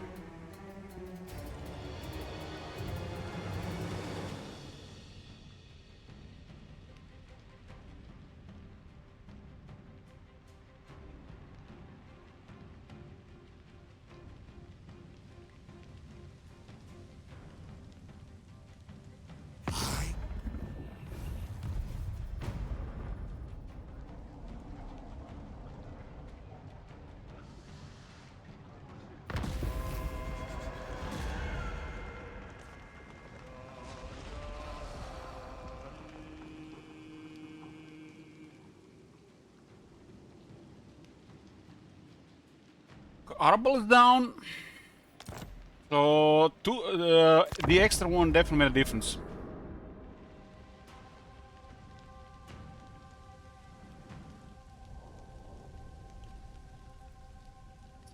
Well, if peace lasts and trade is going, everybody getting wealth. No counter can work alone. Arbal cleared Zulahu and Ice Court cleared Arbal, Slipson. Ice Court is very powerful here.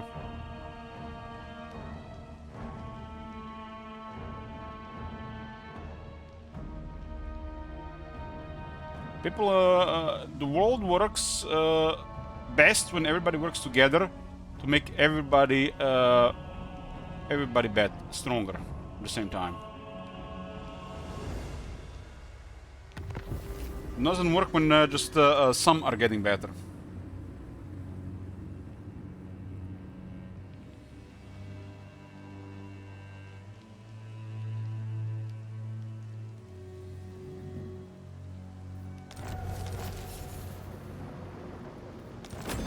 It looks like 250 is more than enough for the wheel, Slipson. I got mixed feelings about the minor factions, but it seems like the way to go. Plus 50% potential to everybody, and plus 250 for the select factions. It is huge. Huge difference over 150%. I guess 50% more because everybody's plus 50, so it's... They got 200% more than everybody else.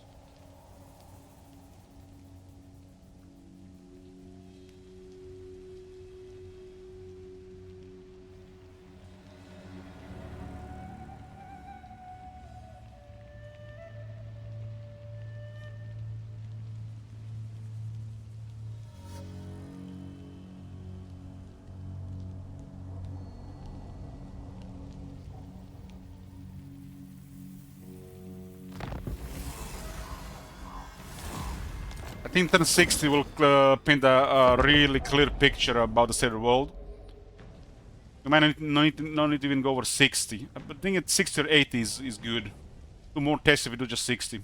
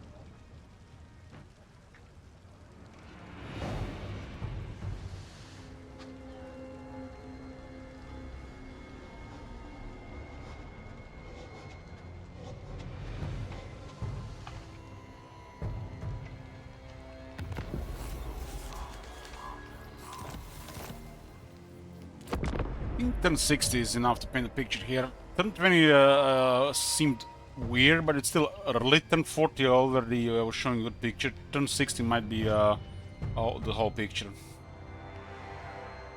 It's like they already like end of the mid game.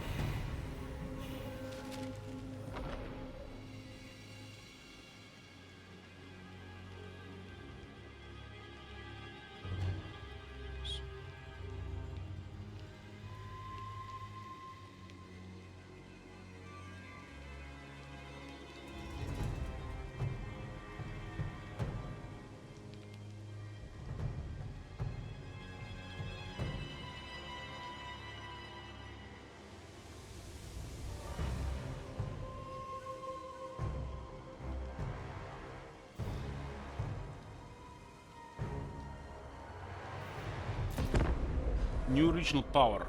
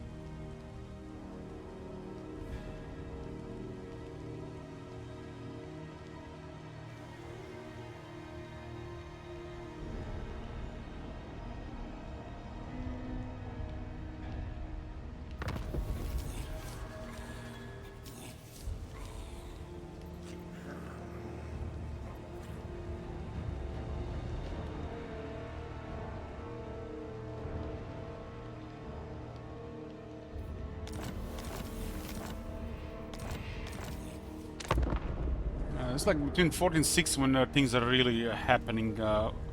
It's like a transition from the mid game to the late game.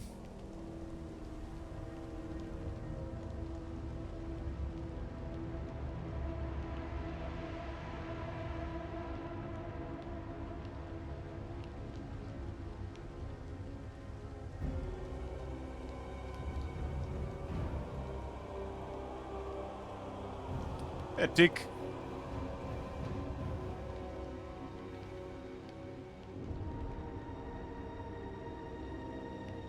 Good morning. You're waking up at 4 a.m.? What time is it where you're from? It's 4 a.m. here in Croatia.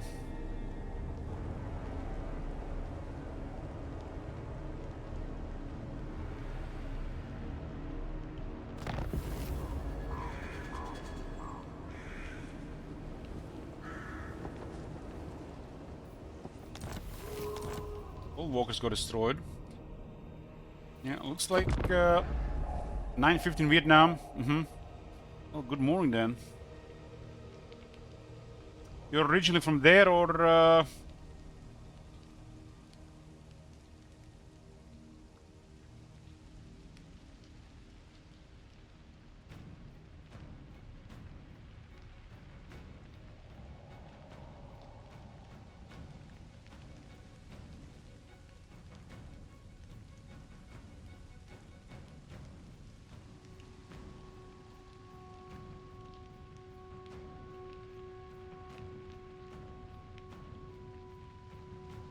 you live here? You're originally from Turkey.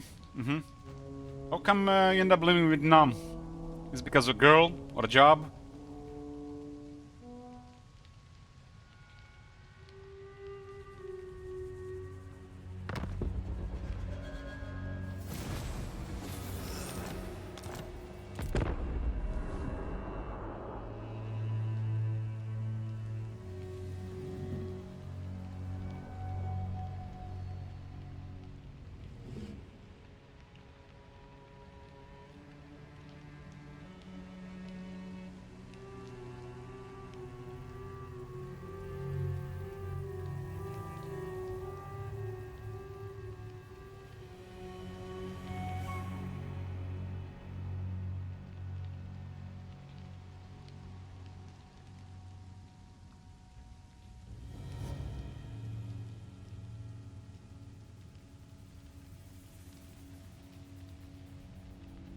Life happens.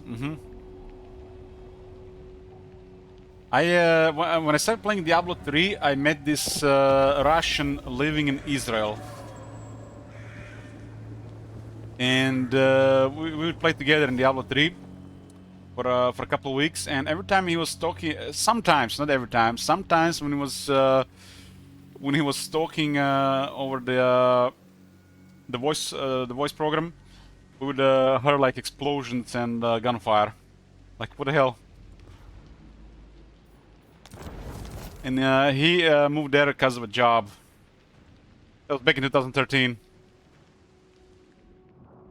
I didn't even know it was that bad in Israel until I met this person.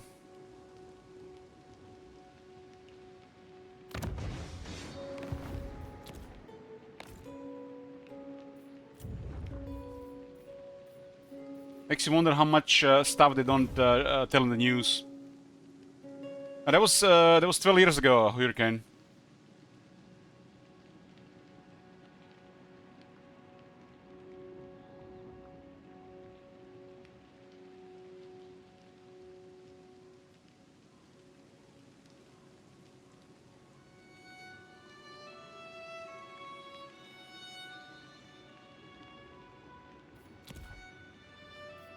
It was when I played Diablo 3 for the first time. I said like I met a Russian that lived in Israel for work there, and occasionally from his voice said we would hear explosions and gunfire. And like it was like a normal day. I don't remember what was his job.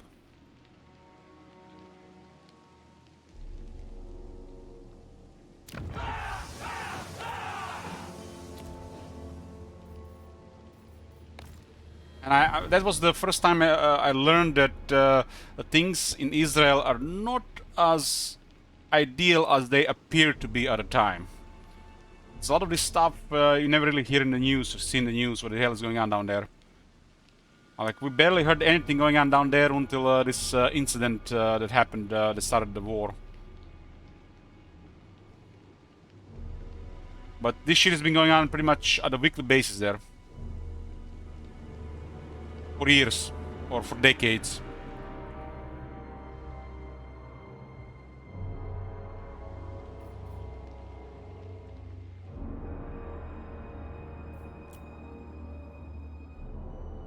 Wow, Vlad is still up. That's a big surprise.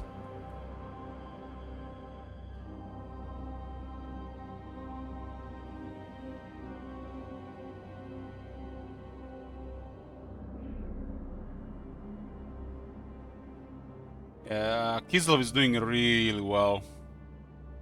This is exactly what we want to see. Maybe a little bit earlier, but it's still very good. Very, very good. The Mother Stanka is even taking over Ultuan.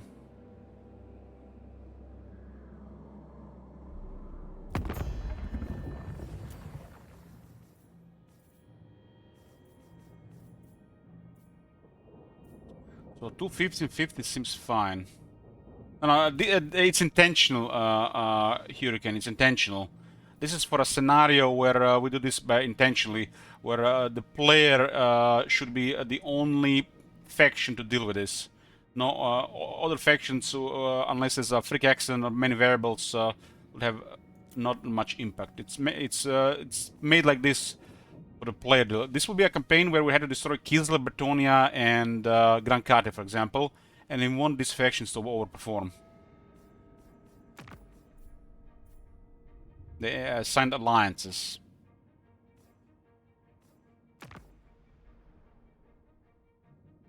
Mother Stanka is doing really well. Yep, I'm really happy with this result with Kislev. This is how I envision it. This is how I envision it.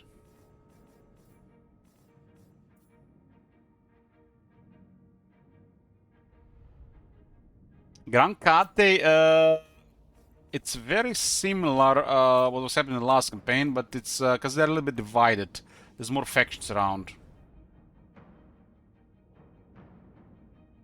But they're still doing very well.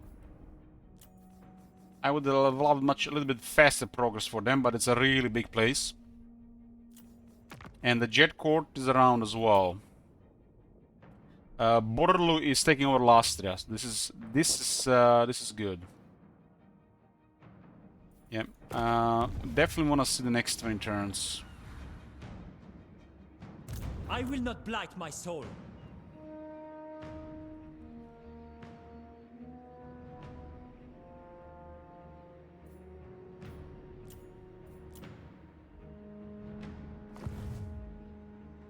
Do you take me for a churl?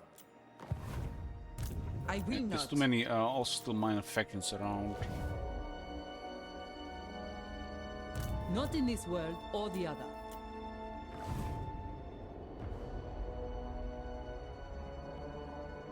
The positive forms, no. The only thing I do, I occasionally report a bug. My lady will not allow it. I guess rarely, not occasionally, actually. They have a new system to report bugs. I'm just going to see if they're going to do anything about it.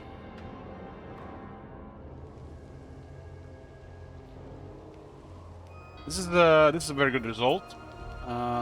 Turn 80, I want to see a little more. This is already a clear picture, but I'm curious to see on turn 80. I think 60 gives you a clear picture. Turn 80 should be more than enough to see where this is going. We don't really want to test further than this, because beyond turn 80 the progression phase is pretty much done. Especially with a good player playing the campaign.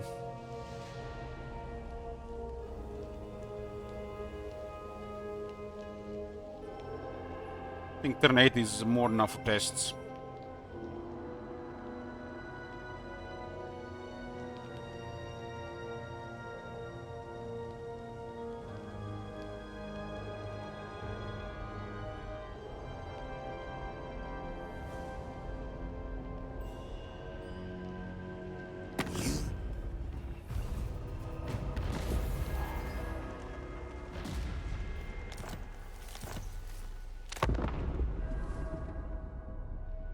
We have buffed every faction with plus 50 potential, percent potential the tick here, and we given select factions Kislev, Gankate, and Bretonia plus 250. So Arkan is having a real difficult time.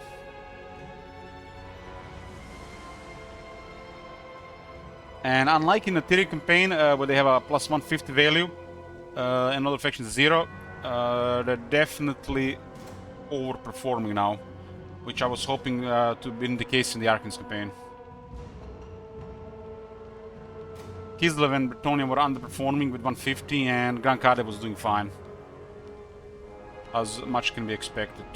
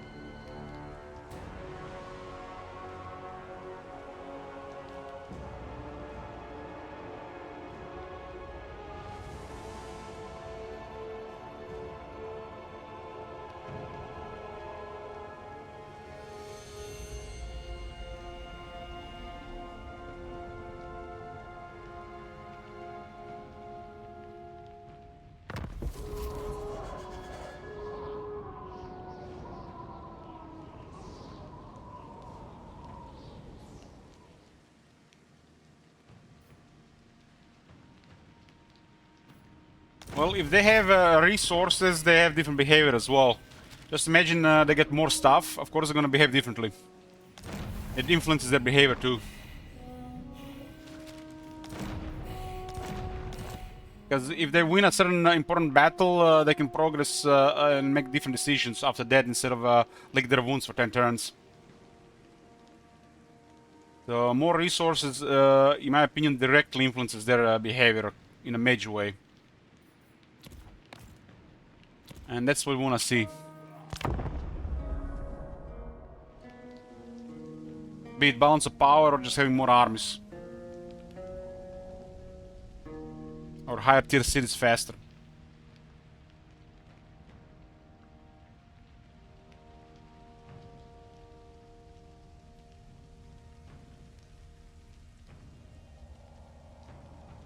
Well, Arbal, for example, seems to be overperforming. But for this test, everything is going as expected, I think. The random thing that happened, Mother Stankia going hostile on Ultuan over some working with them. So that's actually a good thing that can happen.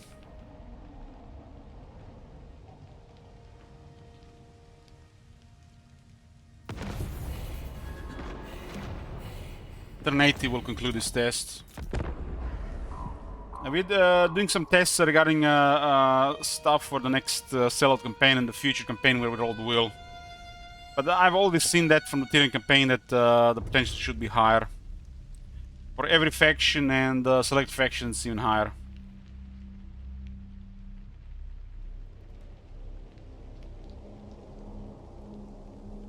There's definitely a bottleneck how fast they can progress though. So if the player is overperforming, they'll always be behind. And some factions can progress faster than the others. So what I'm saying is some factions are always going to be easier than the others.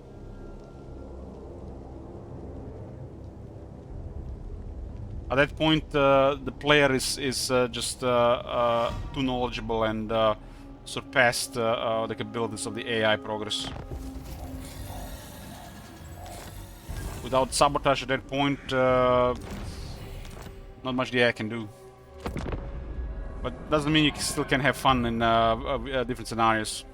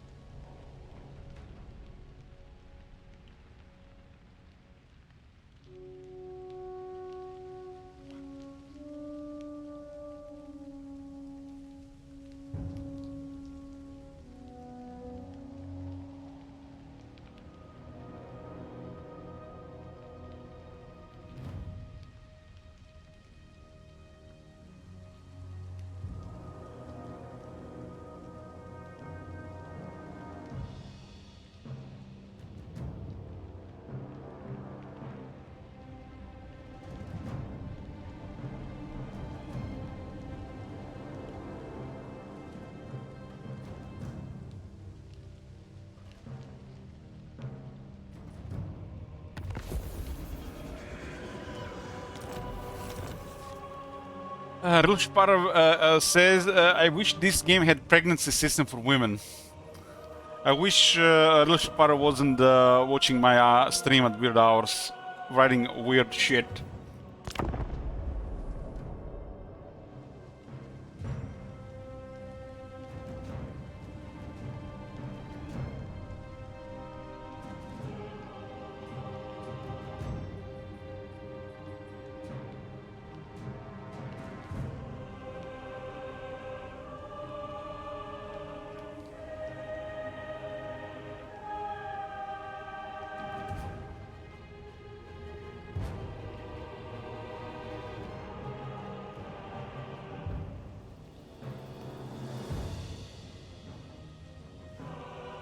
You're making it even weirder, Rilshpar. What the hell, man?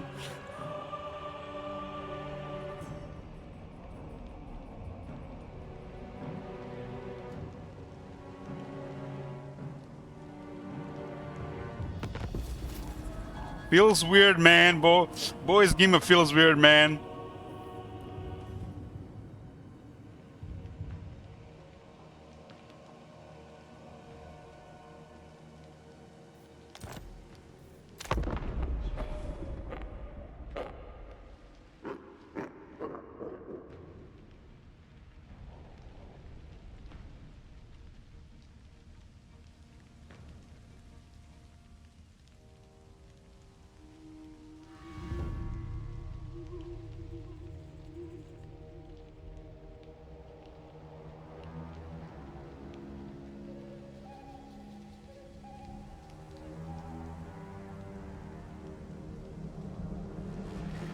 Oh man.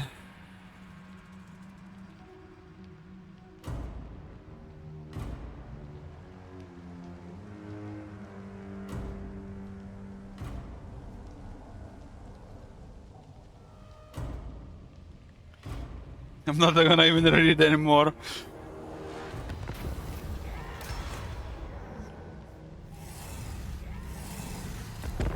Eleven more turns, we'll be done with this one.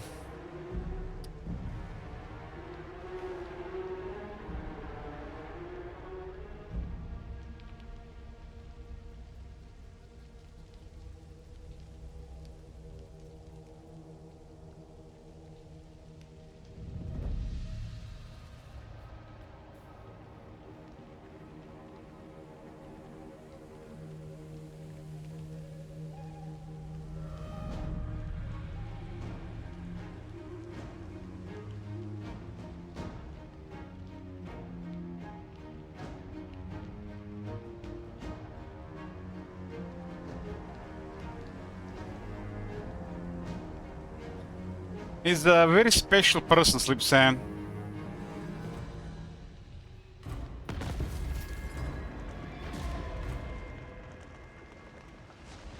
I've been seeing a little part on this channel for years, but he comes and goes, unfollows and then follows again. Normal stuff most of the time, and then in the middle of the night he turns into something else.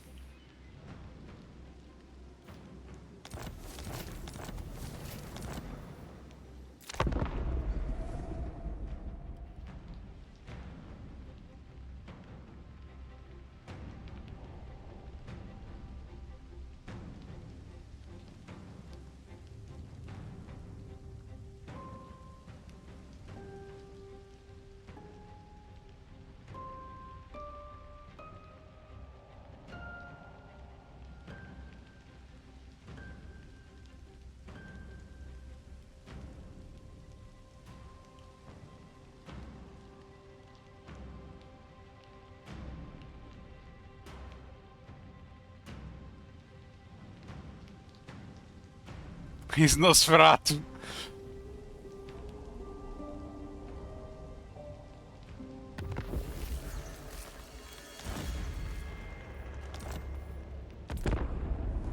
I scored Alliance Drycland.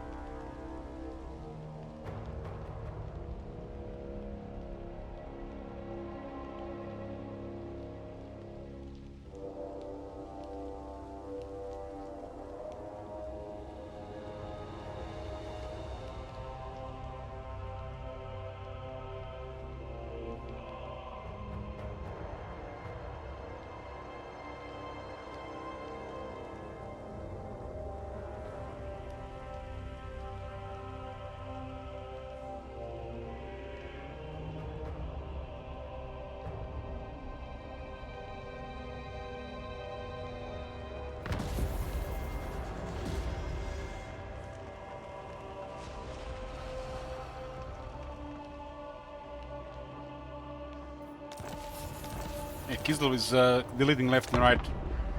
I need sleep, I'm working 6 hours, well, just have enough time, go to bed.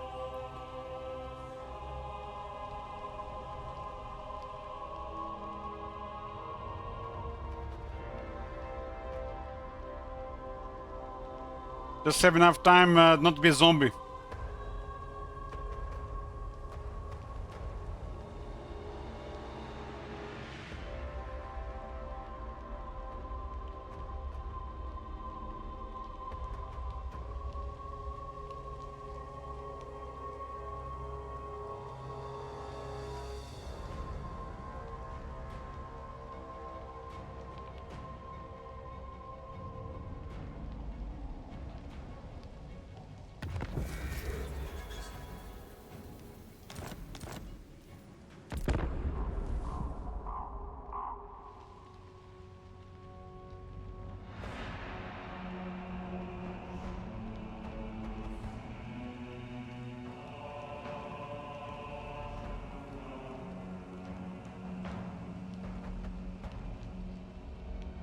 10 hours sleep minimum.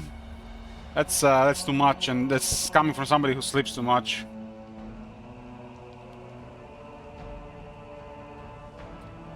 Ideally, you need 7 to 9 hours.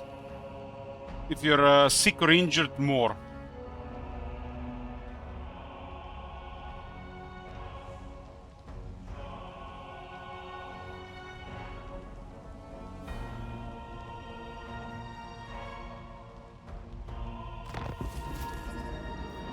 Every time you wake up, you want to be a little bit sleepy, so you can fall asleep easier, you know, at the end of the day.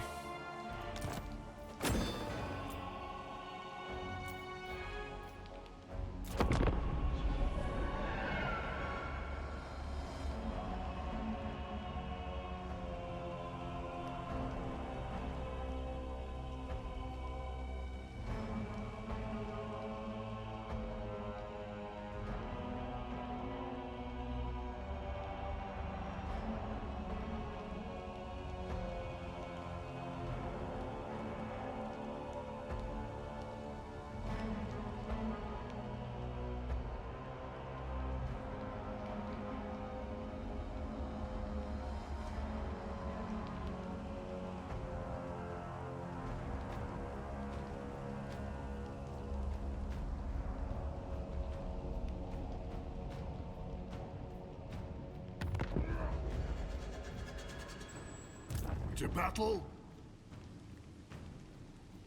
Were it not for the kind heart of the Lady What the hell is Ariel, this? you would already be dead. Orion is in the Empire fighting Clan Angrund. That is strange. Love to see it.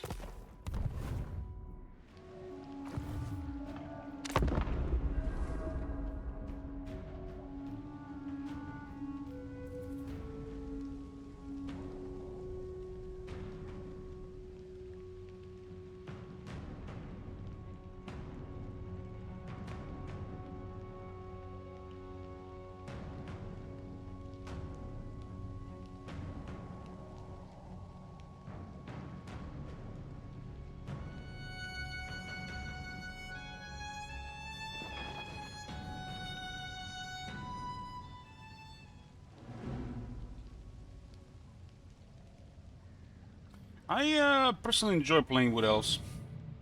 I always have.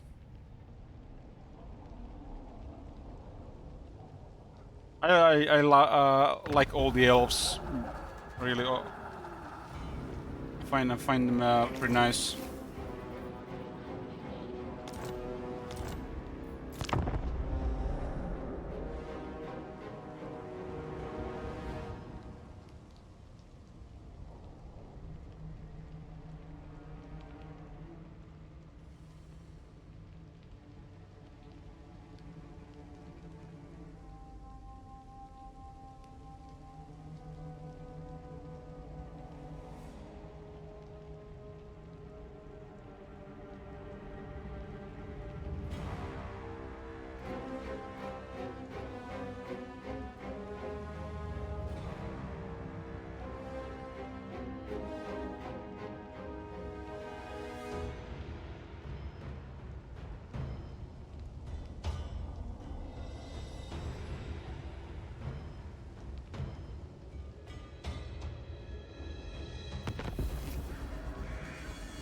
Is down. Took a while. Comfort is down. Seems like all the factions we selected are overperforming. That's what I wanted to see.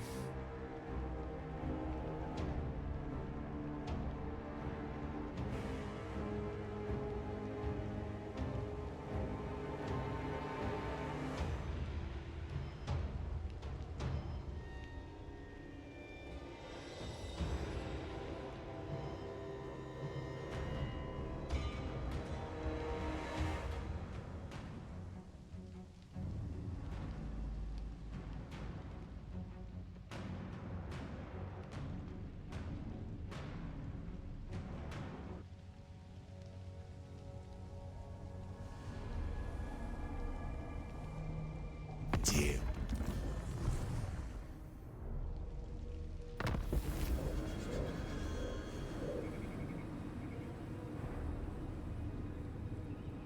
Kolk is down.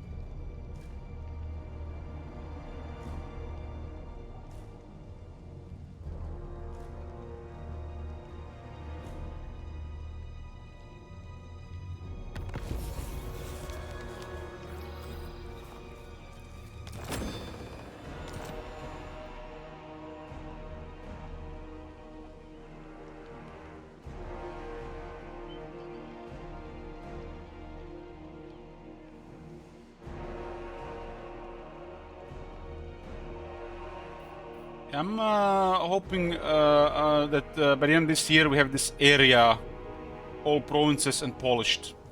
Doesn't have to be any new factions here, just to make it the old treatment. That area has been a thorn in my eye in the entirety of the Mortal Empires. They should be all filled with provinces and all should be polished. This area is a little bit buggy here, including interface. So all these filled with provinces doesn't have to be new factions, as long as they add stuff there. New factions can come later.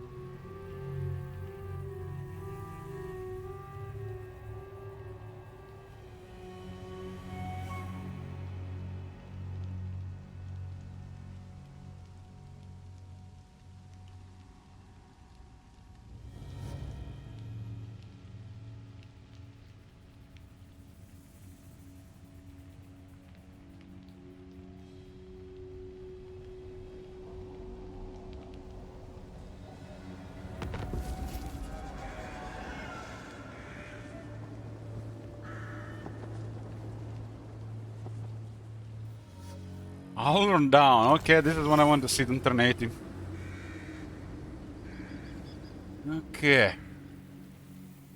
This is the end of this test. Sylvania went down turn 8. They lasted longer than expected. Kislev. Oh! Serena went down to destroy Vlad.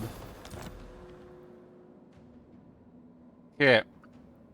We gave plus 50% potential to every faction, to bring them closer to legendary and higher balance of power. And then we gave the select faction of Kislev, Bretonia, and Grand Kate plus 250%. This was the ones from the scenario with the Tyrion campaign. Mother of Stankia is literally winning, taking down Ultuan. She can also equally work with Ultuan against others, so this is nice to see. I should tear you up.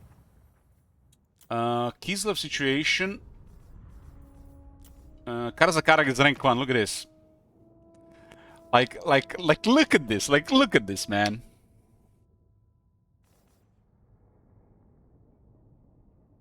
Like, look. Goddamn Torgrim! Like, when Torgrim rolls Skarsnik and consolidate that area, it's... unless something unlikely happens, he's unstoppable. That's why I say Torgrim-Skarsnik interactions are the most important interactions in the campaign. Because if the Skarsnik win against Torgrim, we have an entirely different campaign in this part of the world.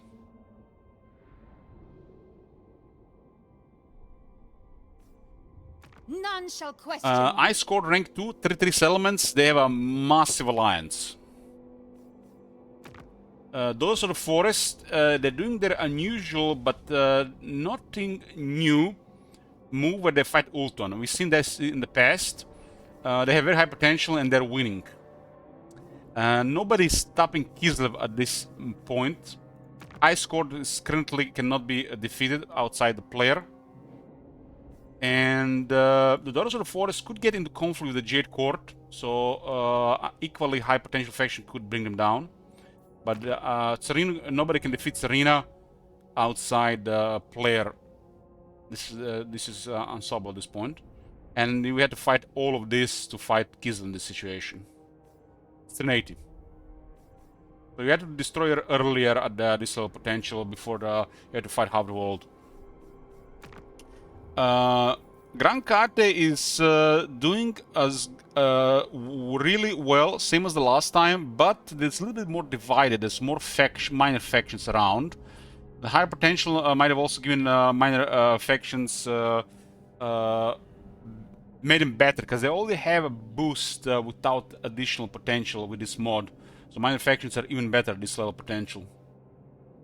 So this is exactly what I want to see here. This is excellent. Both Kislev and Grand Kate is filled all my expectations. Bertonia, same thing. You can see Bertonia, Jade Court, more Kislev, and then some of the other minor factions.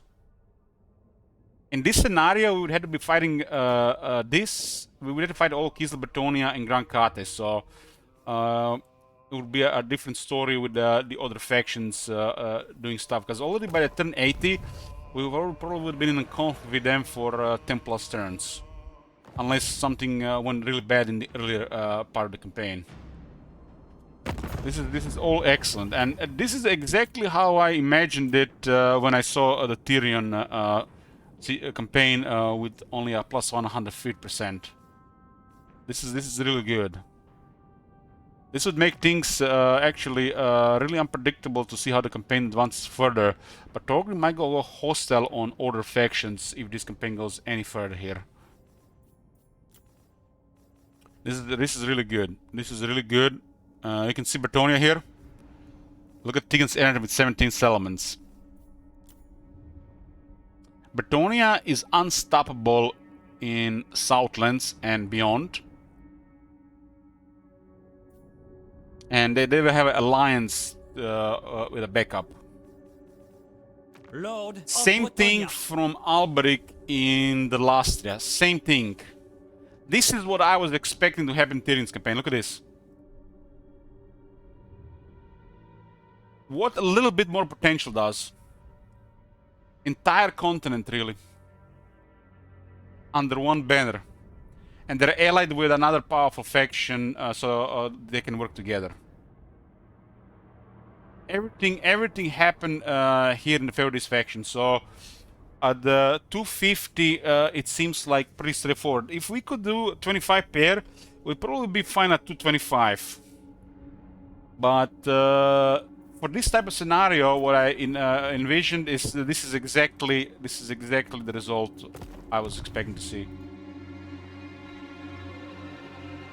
All of Kislev, all of Bertonia, all of Grand Kade are super successful.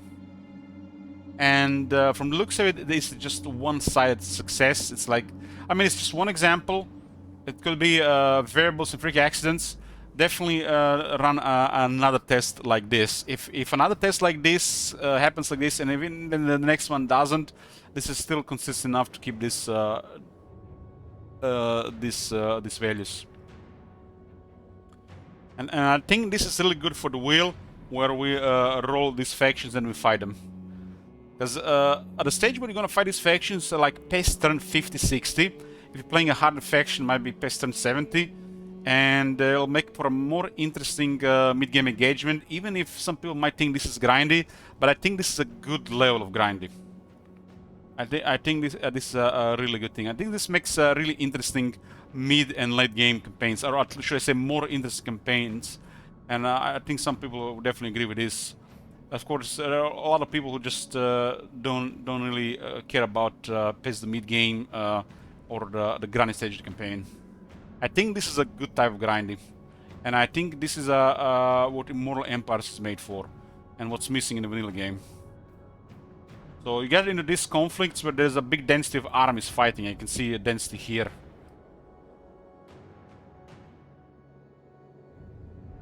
You can clearly see where the engagements are happening.